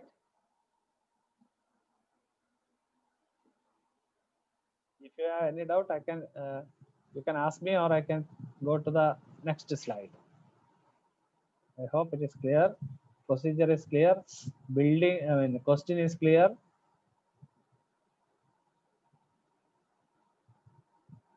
If you are lucky, I don't know whether it has come in case study. 6 mark question can appear. Okay, you have that option, 12 plus 6. Okay, it may come in 6. So this is clear, no?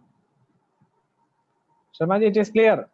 Yes, Any sir. doubt you Yes, ask? Okay, because I can see those who are in online. I mean, audio is on. So next, less 10% towards foundation and plinth, as I told you. Here they are assumed it.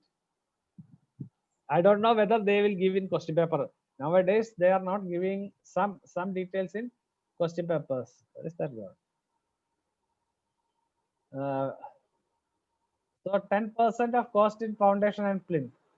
This is to be reduced. So 6 lakh is to be reduced. 60%, 60 lakhs into 10%. That gives you 6 lakhs.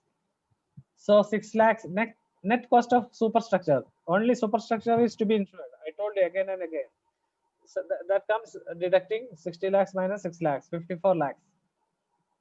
Deduct depreciation for 30 years on sinking fund method at 3% at rate. Here it is, they are using sinking fund method 3%. You know what is sinking fund, how to calculate it. That is R by 1 plus R raised to n.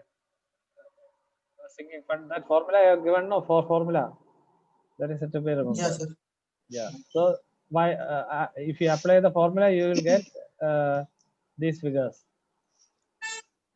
So 54 into 0.06 and 47 by 754. Remember the formula, R by 1 plus R raised to n minus total minus 1. And it's reciprocal. Yeah, sinking fund reciprocal. What is that? Annually. Usually this question won't come in sinking fund method. We will use straight line method only. 20 by 60 into 90. How many years? 30 years factory, 60 years. So 30 by 60 into 90. That will give you the percentage of depreciation. Directly you can get it. Net present insurable value is equal to 54,000 rupees minus 15,600, whatever you got from this. So it will come 38, 32, 800. Say 38, 33,000. This method is nowadays not using sinking fund and present value of 1 rupee. It's not required actually. They won't ask. I hope so. Anyway, you keep it. Okay. But usually you can go for straight line or linear method. Straight line method or linear method or even written down method. Sinking fund and other formula, if they ask only, say suppose they have given percentage like this in question. 3%, 3% the sinking fund at the rate of 3%, something like that. Some wordings may come in the question. You go for this. Otherwise, don't go for this. Directly you go to straight line method or whatever method suitable. Then find out the options, 4 options. You take the nearest number. But most probably they will give you by this method, which method to be adopted. So we know that SLM, straight line method, is easiest one. Age of the building divided by expected lifespan into 100 minus 10. What is that 10? Salvage value. So 90, always 90. Or you can change, of course, 5% is 95. That also will be given in the question paper. So you get a depreciation, you depreciate it. So you will get the replacement cost. So one more thing. If constant percentage, you know that, see, don't forget this. Constant percentage method and linear method is one and same. Same formula. Same, only the wording is different. Constant percentage method and linear method is same. Remember, please remember that. Similarly, you can calculate the value of the land by written down value method. That also I told you, a certain percentage is deducted in every year. So if it is 0.95, 0.95%, point multiplied by 0.95, again 0.95, again 0.95, 15 times or whatever. The formula is same for the constant percentage method or linear method. A is equal to 1 minus P into 1 minus R by 100 raised to n. So the same formula you have to use. Constant linear method formula is good for written down method also. But these are all different methods. Specifically, if they ask, you go for that method. Here they are given the rate of depreciation and all. So 3% return. So you go for the this formula. It actually for a beginner, it's a bit confusing. Sinking fund, then it is multiplied by the other constant. You get 15,67,120. Finally, you will reach 33,000. This is the worst case I am telling you. It comes in this formula, sinking fund method and all. Worst scenario we are going to face in IBB exam. Otherwise, generally, they will ask replacement cost by linear method or depreciation by linear method or straight line method or written down value method. These 3 methods are easiest for to calculate. No confusion on this subject. So it's clear. Yes, sir. Okay. Thank you. Any doubt, anything, you can WhatsApp in the group or WhatsApp me. My email address is there. And after the classes also, I can give you some guidelines on which you have to follow to become a successful valuer. So that's all for the day. I mean, this session. Any question if you have, you can ask me. Otherwise, let us take 5 minutes break and have a cup of tea.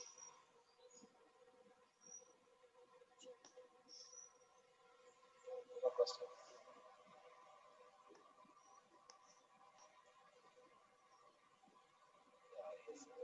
Answer the questions. Okay.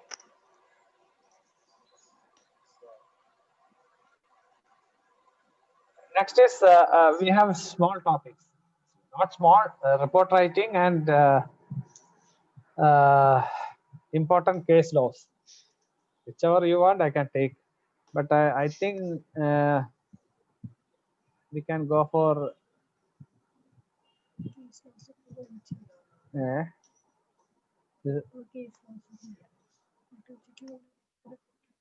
case study is different. That is one day. Important case laws, okay, on principles of valuation. So what are you going to do? Okay, save the formula.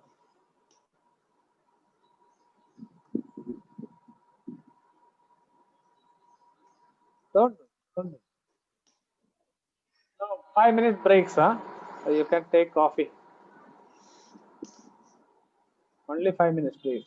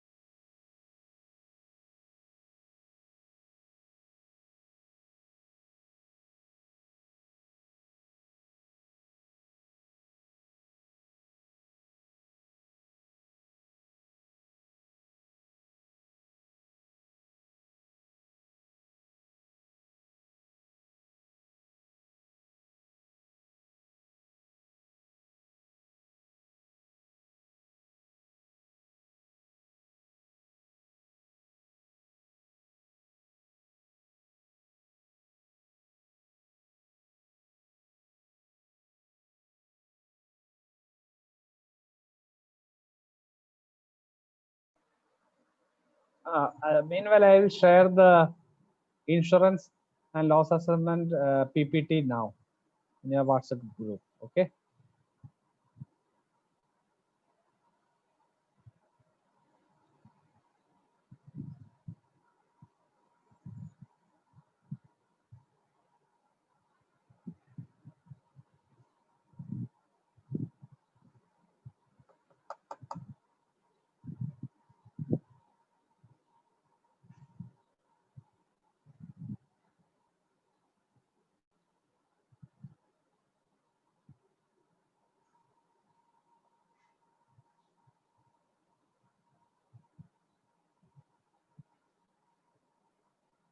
Chinna, the PPT sharing.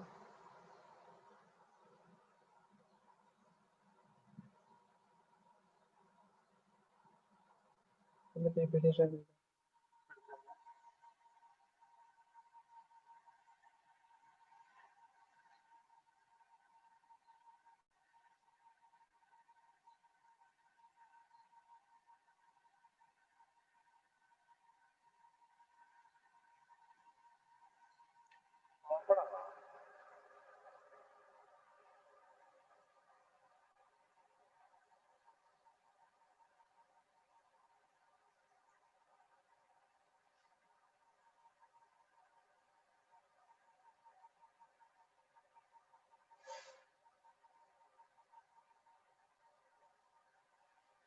Open this.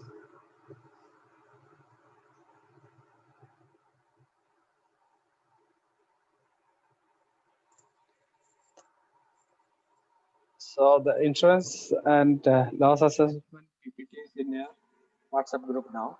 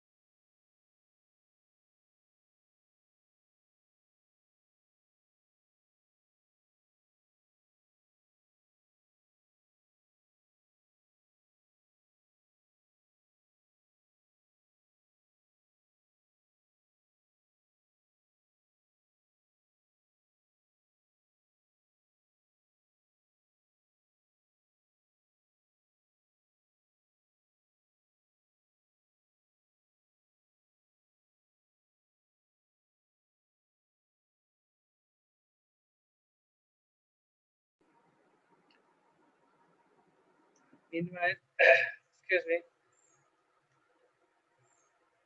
I would like to ask a question. Who is the beneficiary? Who is a beneficiary in insurance policy? It's the insured, the person who's insured. Not policy holder. Nominee. Correct. Nominee is the beneficiary for insurance. Okay.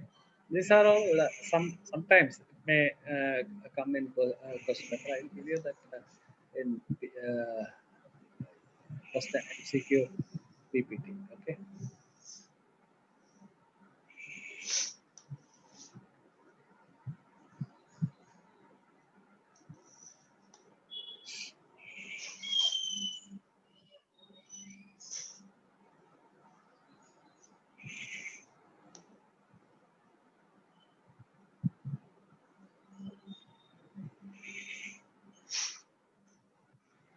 Then another question can be, what is co-insurance? Sorry, what Co-insurance is? term is used generally for health insurance companies. Okay. Okay, it is generally, for example, you have an health policy. You claim for 2 lakh rupees. According to policy clause, you have to pay deductible. Let's say 1 lakh. Now, after paying deductible, it is called deductible. The remaining amount you will get from co-insurance, which is split into 80 to 20, generally 80 to 20%. So you will be paid 2 lakh out of 20K out of 1 lakh from your pocket, while you have to pay 20K from your pocket, and the remaining part will be paid by the co-insurance. That is called co-insurance. It is generally used in health insurance. The only thing you have to remember is where is the term co-insurance is used. It is in health insurance policies. Health insurance policies. Co-insurance.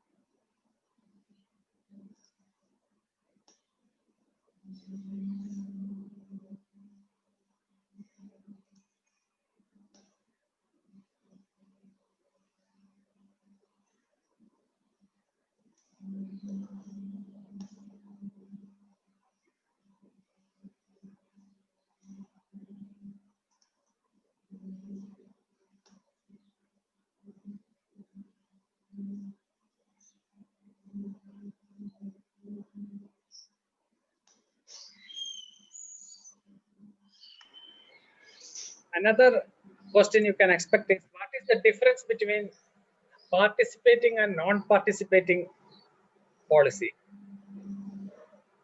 Very simple. Participating policy, you will get the bonus also, or dividend or revisionary bonus. Non-participating policy does not share their profit. That is called participating and non-participating. In participating policy, they will share a part of profit as a bonus. Generally, life insurance companies, they have bonus after completion of period. after maturity period, they will provide a bonus. That is called participating.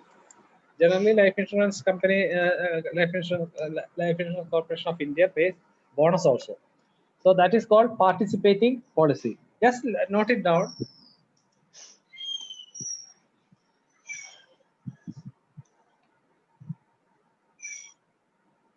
So that is participating.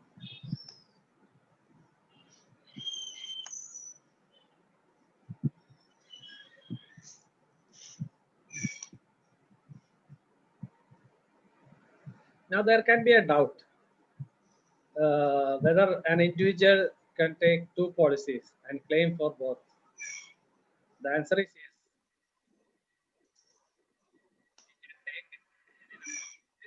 Claim claim both. Or these are all some questions may come. Exam.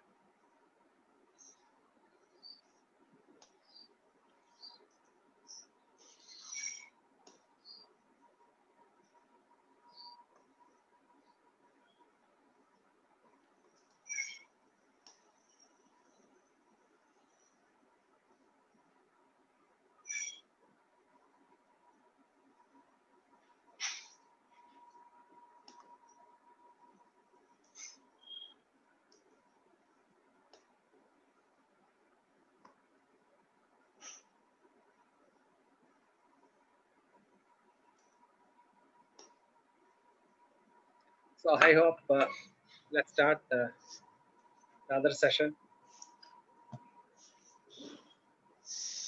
Okay, sir. I hear. I will start sharing.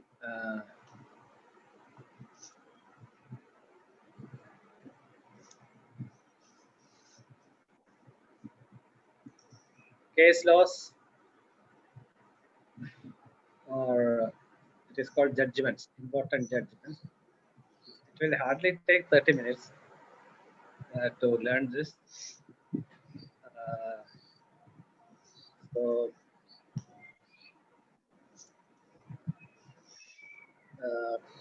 first case. You can refer your any references with you. You can refer the page, syllabus or whatever. This is Rustam C. Cooper versus Union of India. This is one of the judgments regarding trademark, patency, and all. So just remember, every time, you know the by hearting method. Take Rustam and Cooper R only in mind, because it is not repetitive. This name now. But then Rustam means copyrights, something like that. Goodwill, intangible, patents. Quotas include all types of property, tangible. So these are all intangible, corporeal things, and also right as tangible and corporeal is same. And intangible and incorporeal is same. So you can this particular case judgment. Property means the highest right of a man can have right anything in his use. Ownership estates, interest in corporate things, also rights such as trademark, copyright, patents, etc. So that's included all types of rights. So Rustam C. Cooper and trademark will also included. In 1970, the Supreme Court in its judgment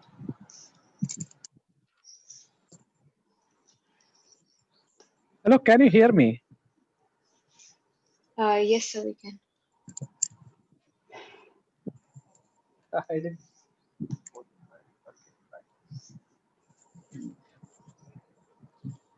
In 1970, the Supreme Court in its judgment on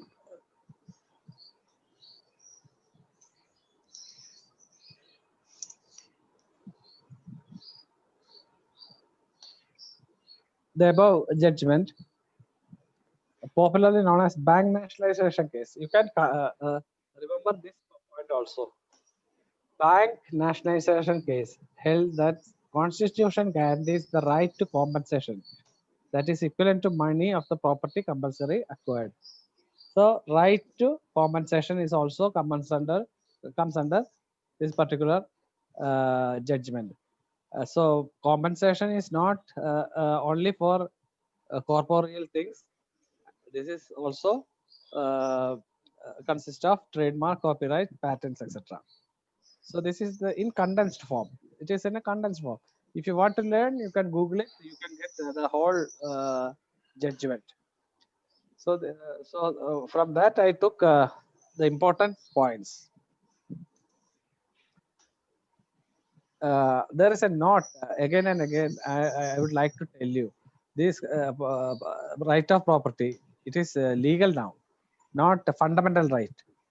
I repeat, right to the property is a bundle of rights. You know it, bundle of rights. So it is a bundle of right which is not fundamental right. It is constitutional, or you can use the word legal. Both the words may come. So it is a constitutional. This is 25th Amendment. It's a not only, nothing to do with this thing. The 25th Amendment of Constitution of India, officially known as the Constitution 25th Amendment in 1971, curtailed the right to property. Curtailed means it is removed from the right to property and permitted the acquisition of private property by government for public use. We have seen in land acquisition all these things, land acquisition clauses.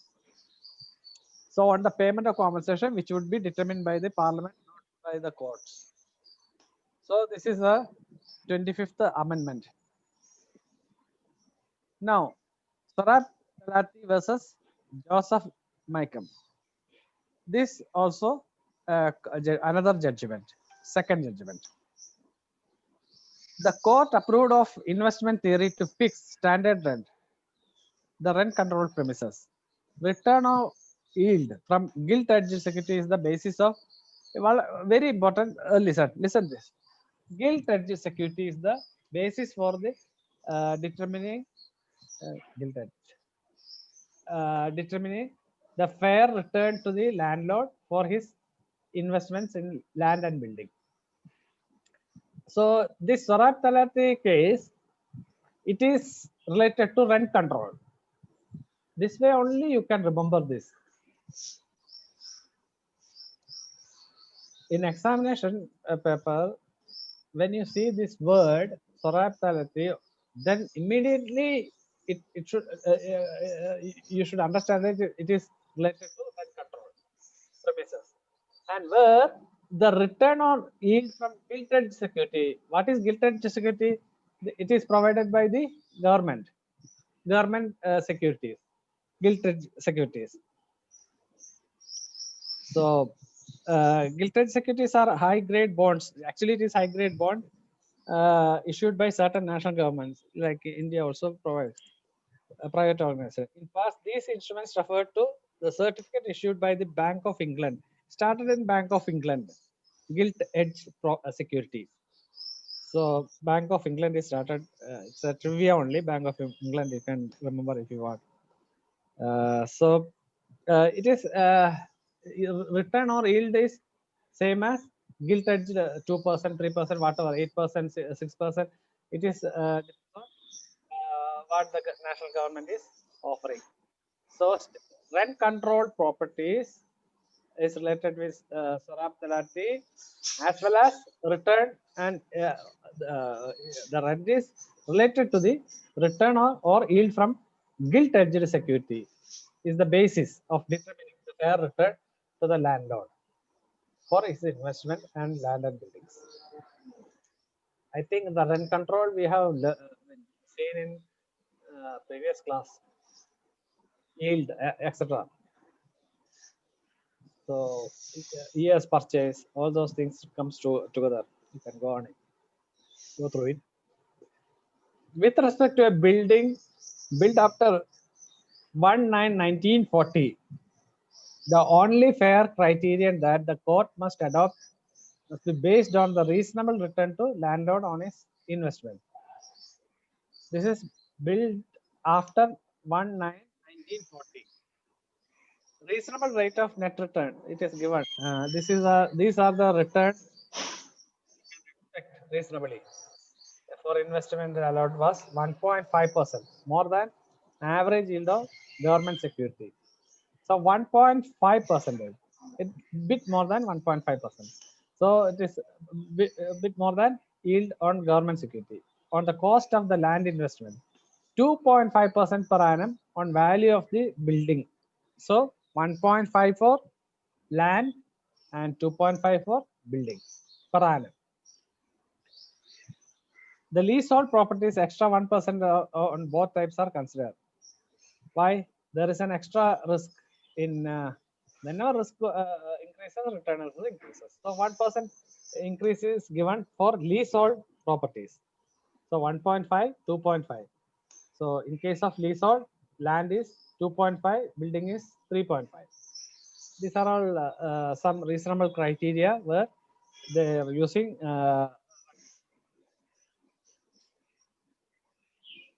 Now comes another case, Commissioner of Wealth Tax versus P.N. Sikand. Better you remember the name P.N. Sikand because Commissioner of Wealth Tax comes frequently in some other cases also. So P.K. Sikand, P.N. Sikand, sorry, P.N. Sikand case is leasehold interest regarding leasehold interest. The assessee in the land for purpose of wealth tax assessment. The price would have to be reduced by 50% of the unearned increase in the value of the land. Tell me what is unearned increase? We have learned it. I asked you the same question the last time also. What is an unearned increase?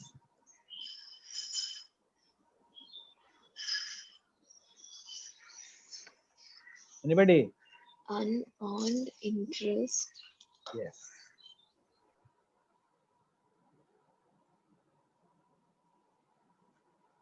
We have seen it in other leasehold property calculations, everything related to it. Unearned, what is unearned increase? Sometimes I will tell you why you are not. See,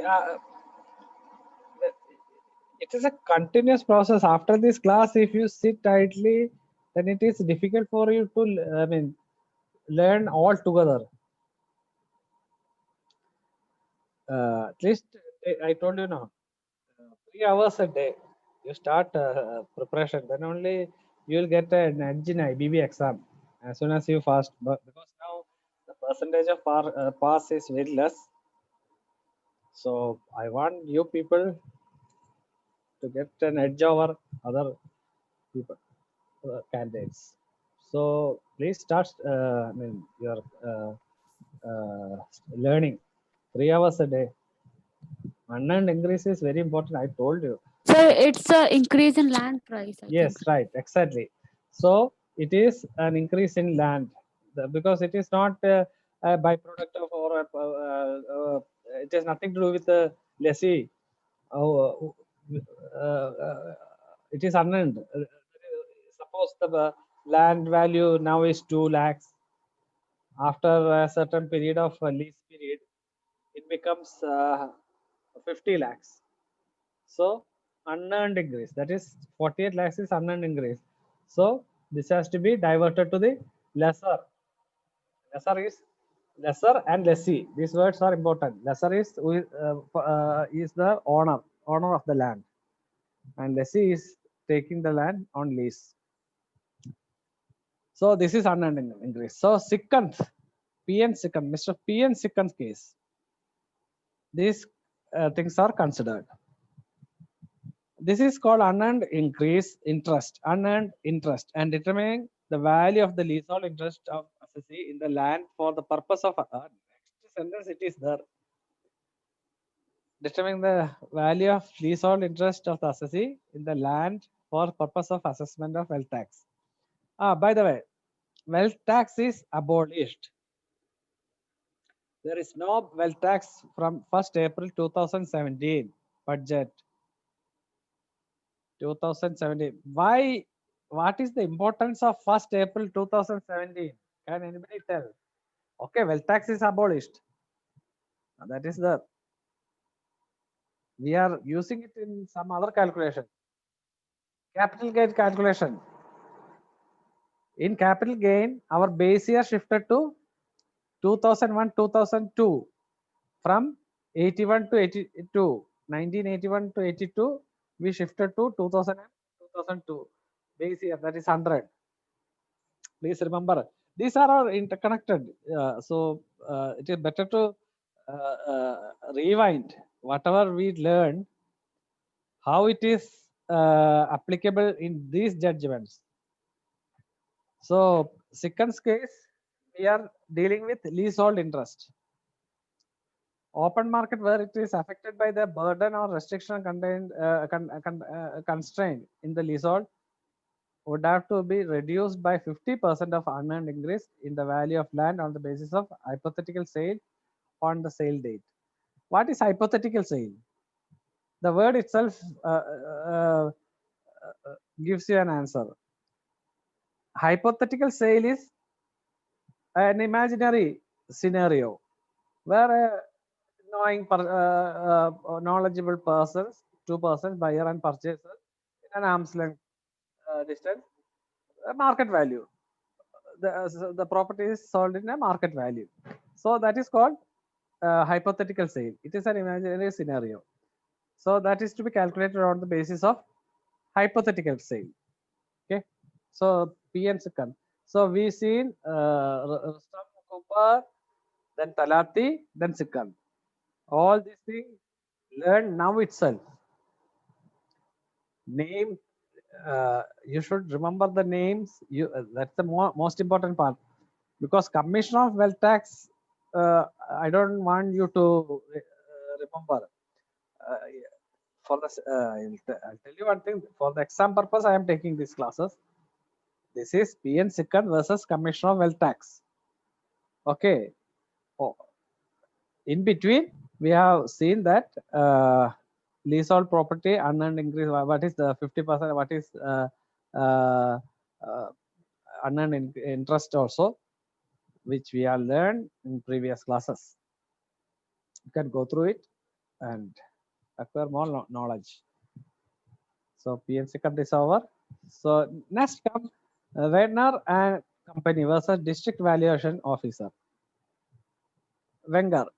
This name also W, start with W. These are all old cases. That is why Britishers names are comes. So Wenger and Co. So this is a combination method. How we calculate owner occupied and tenant portion, all those things. Capitalization method adopted by DVO. That DVO means Divisional Valuation Officer, and his approach is not acceptable. Here in this case, it was not acceptable, the method he used, DVO, because there is a reason I will tell you. It relates to the assessment of annual value of self-occupied building. Self-occupied building means the owner occupies the building or apartment, a 3-story apartment. Owner's relative, owner himself is occupied, no tenants. That is called self-occupied building.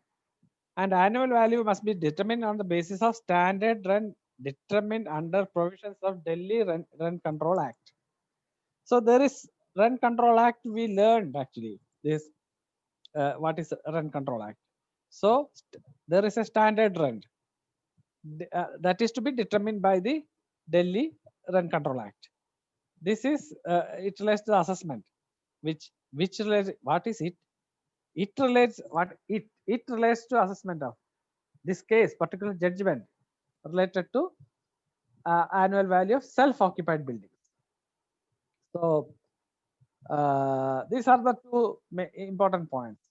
Tenant occupied is now abolished, not the capitalization method. Only it related to Delhi Rent Control Act. You can fix the standard rent. So standard rent is fixed in this by this is the precedence, or this judgments are precedence for our working out of such cases. Owner occupied, sale, sale comparison, tenant of the portion, etc., etc. So this is the second part is important. Now, Javaji Nagnathan versus Basic Revenue Division Officer. This is also RDO, Revenue Division Officer. Basic Revenue Division Officer. I don't know why they used basic. This is so start with J, Javaji. So remind again. Let us rewind.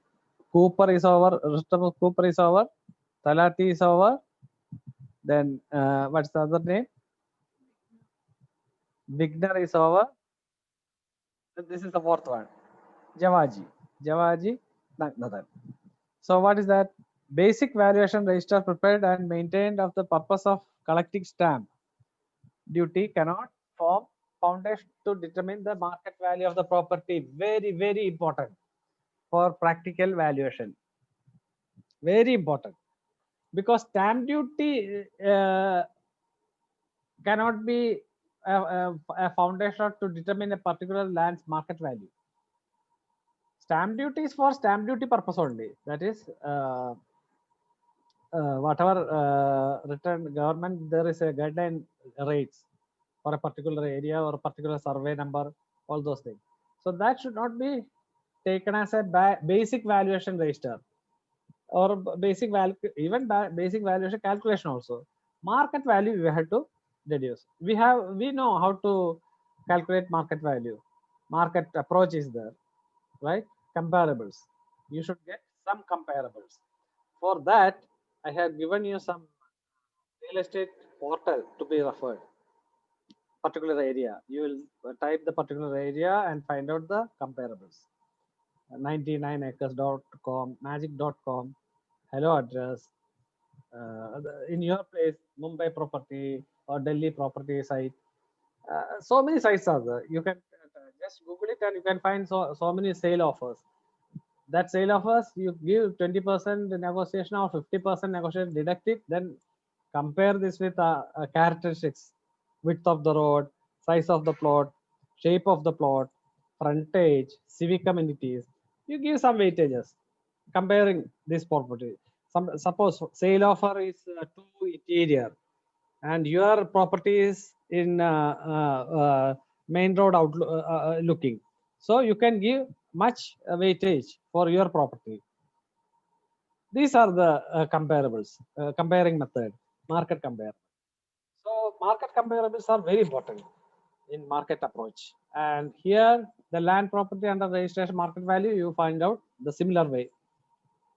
So that will be very much higher than or lower than, in some case lower than stamp duty value, sometimes higher and higher than the stamp duty value. It depends. The High Court found the basic valuation register has no evidentiary value in that it had no statutory basis. So to find there is basic valuation, the High Court found that basic valuation register had no evidentiary value. What is evidentiary value? There is no evidence at all. All are registered in stamp value because of parallel economy and all. So there is no legal basis on it. That is why we are doing these exercises. What comparable? If you get a comparable, good comparable, nowadays I am getting, we are all getting values, the real value of the property or real value of the land. So otherwise, if it is not available, go for sales offers and compare your property. So that is how you derive. So Javaji is related to basic valuation register, not stamp duty.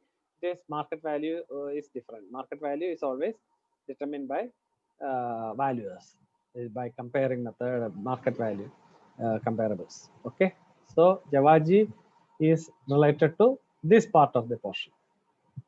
Then comes Chimmanlal, Hargovindas. This versus the Slavo. There's a land acquisition officer, state land acquisition officer. The court cannot take into account the award passed by SLAO unless it is produced and provided before the court. The market value is to be determined as on date of publication of Annexure 12/6 notification under. Forget about all this. I told you this. Market value is, this is land acquisition. See, whenever you see land acquisition, this is SLAO, land acquisition officer. So special land acquisition officer comes into picture.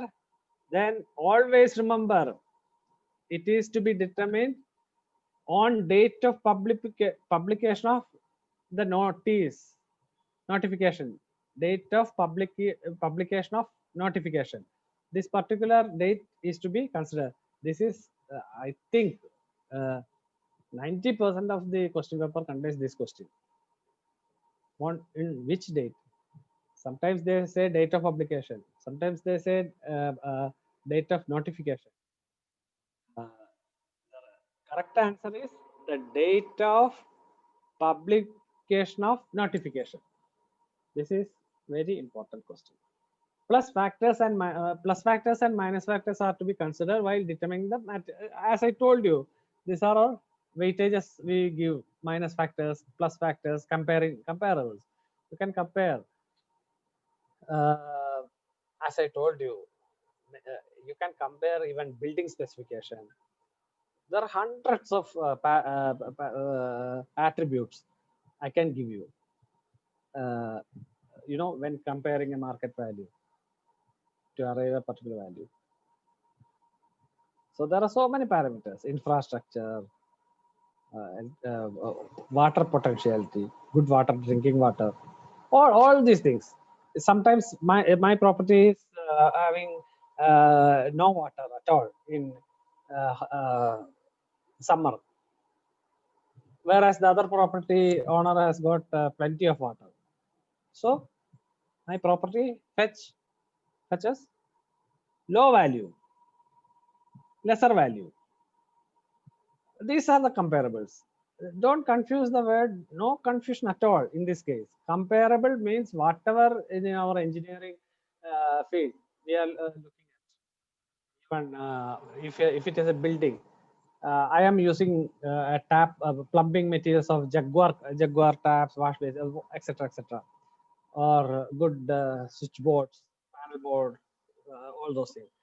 Whereas the other party is using lesser specification, standard specification. So my building will fetch more value. So buildings, lands, everything can be comparable. That's how we arrive L and B value: land component, building component. So adding together get the value of your property. Most important part is you have to learn how to compare. For that you need some experience, plus how you give, how much weightage you give for a particular thing: 5%, 10%, 15%. That is depends on your judgment. For example, I will tell you, I give more weightage for road width to a particular plot, because it is very difficult to go two roads, narrow roads, two vehicle. If come together, the other vehicle have to go back, and then only you can proceed to your plot. It's a really nuisance, So it happens to me a lot of time. My car, every time while going for valuation, it happened. Whatever valuation fee I get, I spend on my car, because scratches, this thing, that. So road condition is one of the main criteria for me. It depends, personal this thing. So width of the road is most important factor, one of the most important factor. Then sometimes if in a particular place people believe in Vastu or Feng Shui, you can apply that also. It is Vastu compliance. Plot or a building, this is Vastu compliance, so I give 5% more. Similarly, have you anybody Googled the word golden ratio? I told you to, please, I requested you to do the golden ratio Google. Anybody has done? Or you can done now. because to be very frank with you, I'll give weightage to golden ratio, plots or building, whatever. It's one of the best I mean, proportion in utility as well as aesthetics, everything. So it depends on your outlook or a particular, not only yours, that we are doing for public. So public also to be convinced your value is fair. Then stigma factors I told you. What are the stigma? Can you give me an example for stigma factor? Stigma. I want somebody to answer, please. What is a stigma factor? Shape factor I told you. Size factor I told you. What is a stigma factor? It may come for the exam. Sure. I repeatedly tell me the Darjeet. Come on. Sir, just like additional things, like somebody said that we don't want to give it to a non-vegetarian and other things. That is not stigma. Okay. That is we come across in what is called some kind of restrictions. Some particular market participants will be there for selling or buying such properties. Mm-hmm. The stigma factor is haunted house or near a burial ground. Or if Cemetery. it had like a like maybe something happened before. Yes, it's not in yes, use like anymore. haunted we are seen in films and all. So if you believe in that, it is also a stigma factor. How do your name is pronounced? I cannot pronounce your name. Virkindar, huh? Sir, it's Birkin. Virkindar. Okay, fine. Yeah. Virkindarji, fine. These other names I can easily pronounce. Your name is particular name. How come it is a common name? That's okay. No, it's not very common. Oh, that's why I asked. Okay, fine. So you know the stigma factor now. So plus minus Yes. factors. This I am continuously telling because this is practically also you are going to apply it as a valuer. How to value? Many people, okay, these parts are okay. You will pass the exam easily, everything. But why you are doing all these exercises? It's a part of your profession, so you should know these things. I may not get a chance to give you this guideline because classes are over, you know, after tomorrow the classes are over. So valuation, maybe in continuous education programs people are will give you the all those examples, but even though I want you to be you know, in the picture, you will get more idea, more familiar with these words. Even in examination point of view also, practical, once you are thorough with you know, the practical concept, answers can be easily done. So Chimmanland Harigovinda's case, it is related to land acquisition. Market value is taken as date of publication of notification.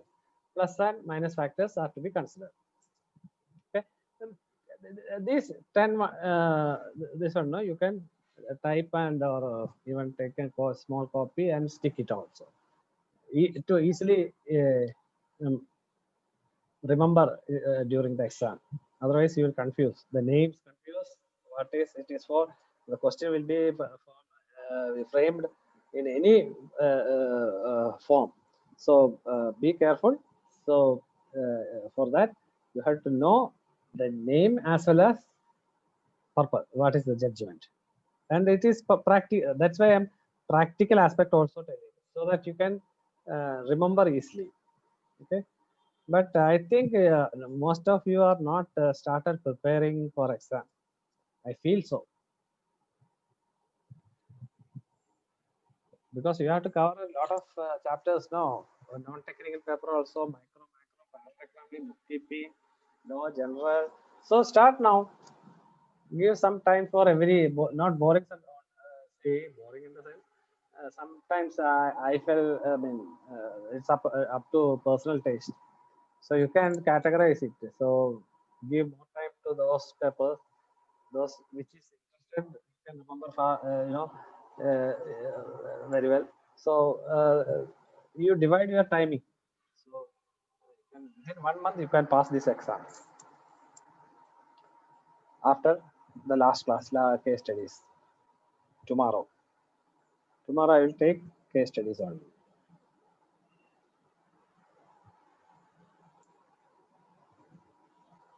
Controller of estate duty versus rather these four now the 3 or 4 judgments are there remaining, more or less related to same subject as far as I am concerned, because this is new syllabus. As per new syllabus, Radha Devi Jalan, Radha Devi, controller of estate duty, you can remove it even if you don't remember it. But this particular person's name, always try to remember the name of the person.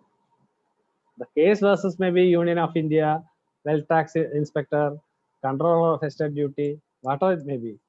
That won't make any difference. But the person's name is more,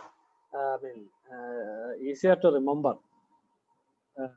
to write the answers. Radha Devi Jalan. What is Radha Devi Jalan's case is rented properties must be valued in rental method only.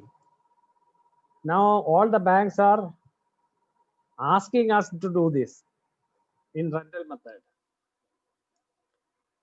The issue is, suppose an apartment, we calculate on rental basis, the value may be either too high or too low, or in some cases same as land and building method, cost of the building, as we learned in cost approach. Suppose this particular building becomes an NPA, non-performing asset. Can bank can run it as rental basis to collect? Bank has to do this, collect the management, collect the rent, management, repairs. Bank do not have such instruments. So I don't know how they are going to do it by rental method in practical case. I'm telling you only the practical thing. The case is related. It is exactly, I'm 100%. It should be done like this only. Rental properties must be valued by rental method. That is for sure. It's easy also. Calculation is very easy. I'll give you an example. Suppose you find a property of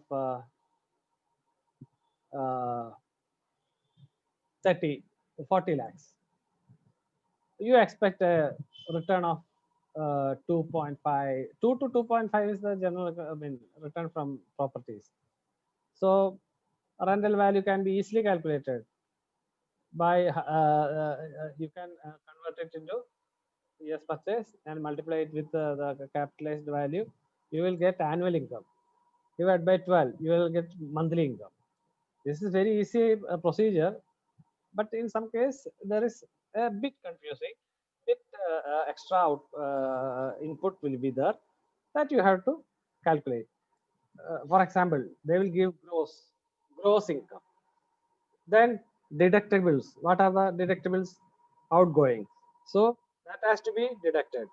Whatever expenses. So from which you will get net income. Once you get the net income, you can calculate rental method, property of rent, property of capital value of the property. You can easily calculate. So Radha Devi Jalan case is related to rented properties in rental method. Remember that all are R. Radha Devi Jalan. Rented property, rental method, Radha Devi. R. Start with R. All 3 are. In case of building which are in possession of tenant and the tenants cannot either be evicted or the rent payable by them cannot be enhanced except in accordance with the provisions of the Rent Act. Rental Control Act. Rent Act means Rent Control Act. The only appropriate method of valuation is to capitalize the annual rent by certain number of years purchase. As I told you, this is the way. Years purchase, we know how to calculate years purchase. So that is a formula you remember all those things. Net income into years purchase gives you capital value. So anything from which you can calculate capital value either or net income or years purchase, whatever from this equation. So two variables if you there are only three variables, two variables is required to calculate the other variable. That's all. So this is the years purchase comes under Radha Devi Jalan case also. Annual rent by certain number of years. When runner method is used, years purchase is automatically it is related to years purchase. Years purchase, don't confuse the word like me, years of purchase. No. Earlier days I thought it is years of purchase. Years purchase is a particular word. YP. Okay. The method of valuing the land and the building separately, adding up the value would be improper in such cases. That is the thing. Land and building, we consider land value also. Whereas in rental income method, you can only that rental itself includes land and building everything. So land need not come consider separately, or any buildings should not come. This is the thing. The method of valuing the land and the building separately, adding up the value would be improper in such cases, because that would ignore the impact of Rent Control Act on the value of the land of the building. So impact of Rent Control Act also plays a role in it. So you need not add both. It is wrong. Only the part which we discussed in point 1 and 2 is to be adopted. No, don't add land component and building component together. There is no need, it won't come.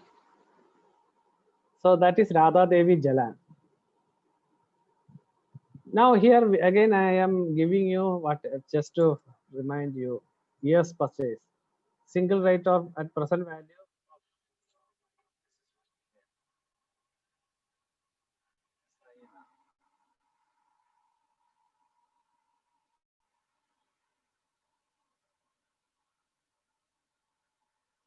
₹1 per annum receivable at the end of each year after accounting for a sinking fund. This is dual rate. Sinking fund is considered. So it becomes dual rate method. See, actually speaking, dual rate method is not at all used nowadays. Only single rate is sinking fund rate not applicable nowadays.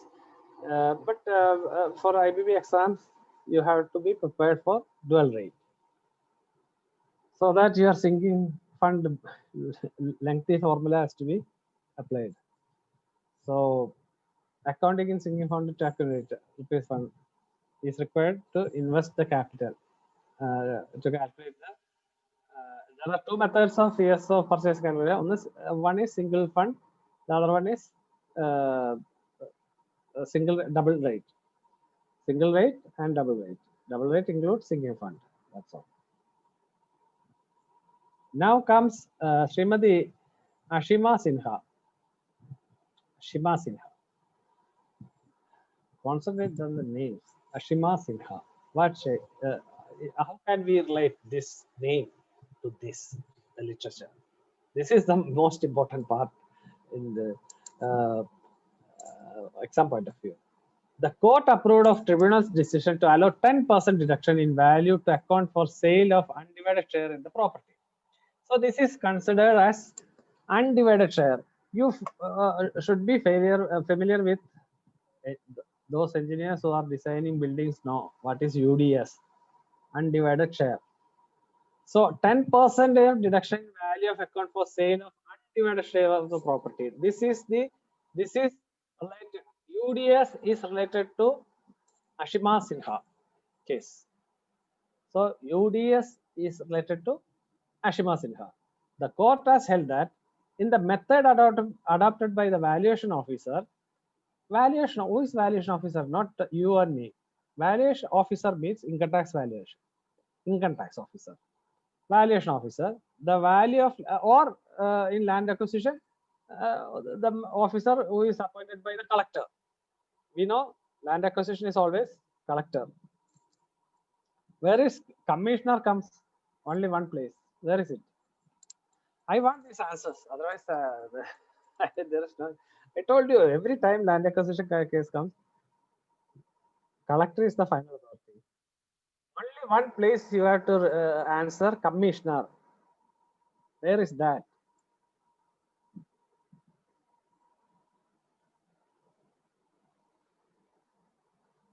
Anybody? By the way, how many participants are there? Let me check. Where is participants? How can I get?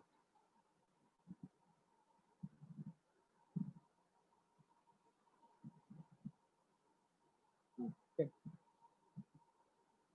Not chat. Don't go to chat, right? Yes, Tulsi, correct. He has answered. TDR, Transfer Development Act. Congrats, Mr. Tulsi Ramji. Fantastic answer.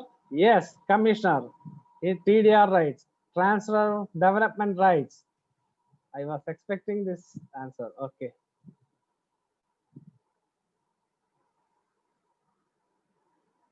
So, this is a probable question. I always say land acquisition is always related to commissioner, whereas TDR only commissioner. The other one is collector. Okay. Anyway, the valuation officer, the value of land is taken twice. See, the amount included in the yield method and again under the revisionary method, that is land revisionary. This is a novel approach, but in our view, erroneous. So don't do this revisionary method, revisionary value. Already it is included in the yield method. So you need not go for this one. This is a novel approach, but in our view means in court view, it is erroneous. It is mistake. It is not acceptable. That is the meaning. So 10% of the UDS plus this yield includes a revisionary method also. So that is the Ashima Sinha case. You relate to these points to Ashima Sinha in your approximate, whatever way you can remember. There is a note from me. The Calcutta High Court has virtually held that there is no such thing as revisionary value. But and the concept of revisionary value is erroneous. It's not correct.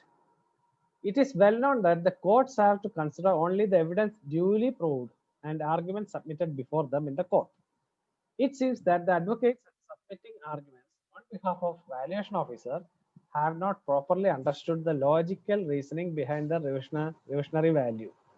Therefore, fail in producing proper evidence and properly presenting the concept of revisionary value before the High Court. The High Court has therefore misled in delivering such absolutely incorrect. They are used very harsh wordings. Absolutely incorrect and erroneous judgment. It needs to be cautioned at this stage that the judgments of the court should always be read in the context of evidence duly proved, arguments submitted before the court, and should never be followed blindly. This is what a value should also do. Use your knowledge, use your common sense. Then only you will get a logical value of a particular property. So this is related to Srimati Ashima Sinha. Okay. Next. Again comes Commission of Income Tax versus Anup Kumar Kapoor and others. So Anup Kumar Kapoor. It is easy to remember Mr. Kapoor, Raj Kapoor, Anil Kapoor, etc. So what it says, the valuation officer under the method adopted by him has taken the value of the land twice. Once in arriving at the figure by the yield rental method, again applying revisionary method, That's why I told you, these concept are these four judgments, or at least Ashima and Kapoor, more or less same. Minor difference may be there. See, this first part I already explained. This is, in our views, wholly wrong. So yield and rental method, again applying revisionary method. No need. Only they say it is wholly wrong. In this case, Calcutta Court rejected concept of revisionary value of land. The above case has fully tenanted property, and obviously therefore land reversion was not possible because of Rent Control Act. Always think, not possible, and hence its value could not be added. Finished. This is there may be some minor 10% deduction. See, maybe this will be the in question paper UDS part for Ahimsa, whereas Kapoor, it may be the same, the yield and rental and revisionary, these things which will come together. In this case, Calcutta, we have seen it. There's minor difference, but again and again, it is this is the new, as per new IBBA syllabus. When we didn't, I mean, our 2018 it was not there. Some other cases were provided. So I took so much pain to differentiate between this case and that case. Anup Kumar Kapoor and Ahimsa. Again comes Commissioner of Income Tax, Bhagwat Patel. See, the rate of capitalization should not be unreal. Must have regard to the commercial rate of return after taking into consideration of various constraints and insecurities in the property market. So rate of return of commercial after considering the payment of provision versus 11(1) of ULCR Act 1976.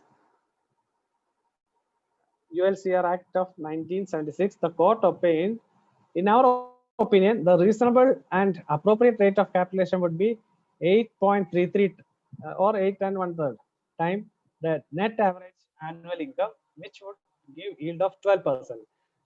You know it. This 12% annum, always you remember, 100 by 12 gives you 8.33 capitalization. Yield 12%. So 100 by yield is 8.33. That is what appropriate rate of capitalization would be, 8.33 time the net average annual income, which would give an yield of 12%. Naturally, they need not say 8.33 comes from this 100 by 12 per annum investment property. This is what Urban and Land Ceiling Act.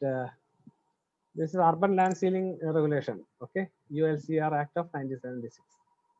This then you connect it with Bhagwat Das Patel with Urban Ceiling Act and your 100 by 12 8.33. These are the simple methods I can give you now to relate these wordings with the particular person. Got it? This just you write down in a small note and stick it on table. Even before the examination, you just go through it. Only 10 cases. I think this is the last one or last but. The urban ceiling. Okay, I have given an explanation for urban ceiling and regulation act 1976. The stated purpose of the law is bringing out an equitable distribution of land in urban agglomerations. I think agglomerations 1G is enough. Huh? Agglomerations. This is 1G. Agglomeration 2G is okay. To subserve the common good. So Urban Ceiling Act. This is the for common good. That's all. So very easy, and thank you very much for this judgment pronouncement.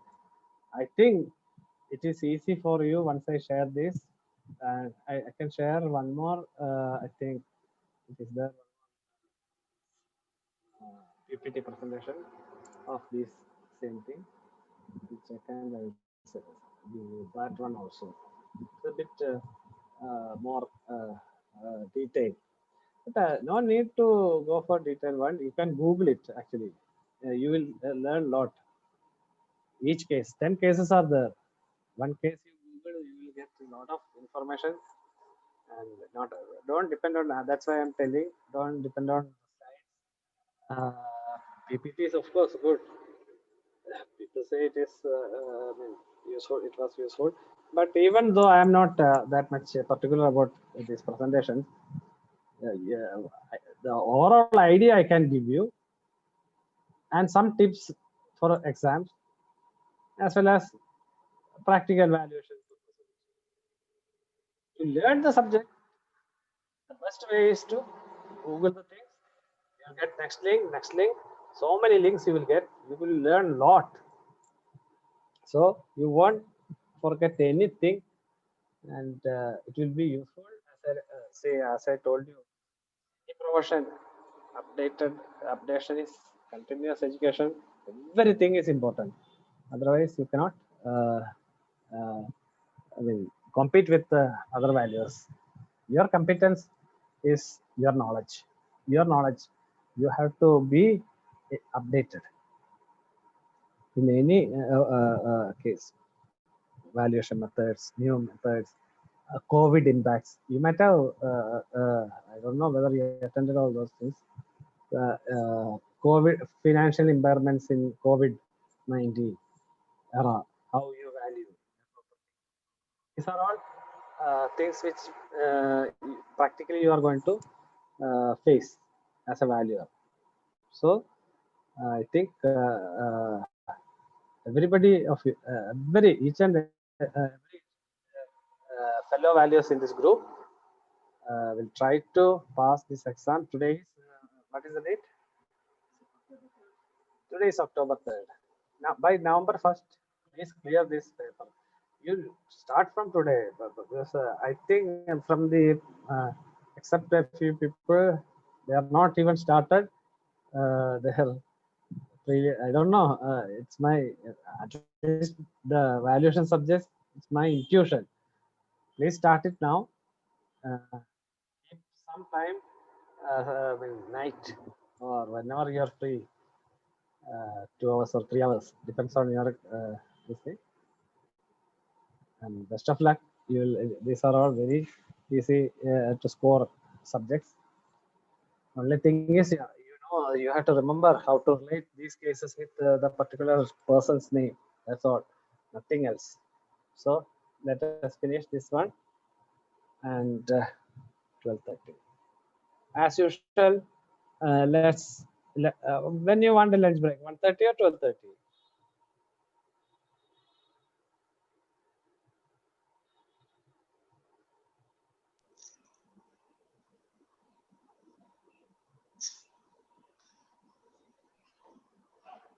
So we will come back at 1:30.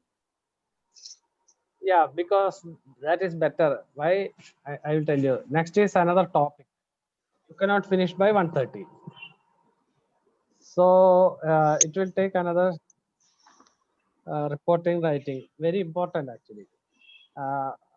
Now this report writing includes international valuation topic also. Earlier, it was not there. It was a different subject, different topic which you learned during your COP. That's what my intuition, because I got COP, that is certificate of practice, during that session. So now report writing contains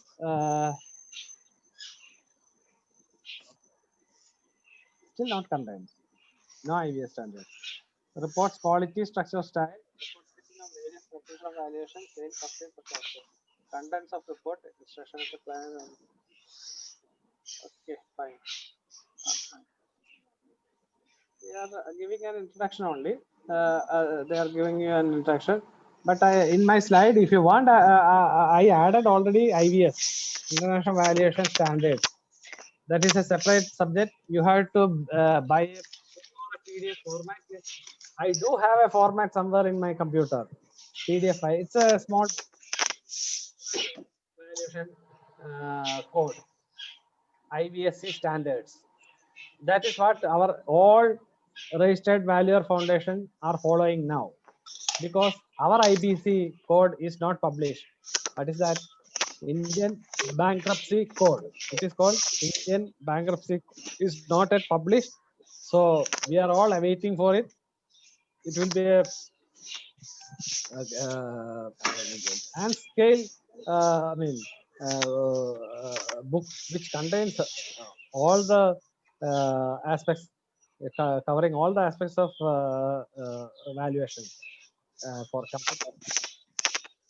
So then you have to follow IBSC standards. So let us see how far we can go in report writing. IBSC, if I have, I will forward you that book in PDF format. Where is that red book you have? It's an old one that I got it will look like this IBSC standard, something it is written there. So this will be provided PDF also, but I have a hard copy now. So let's stop here and come back exactly by please 1:30.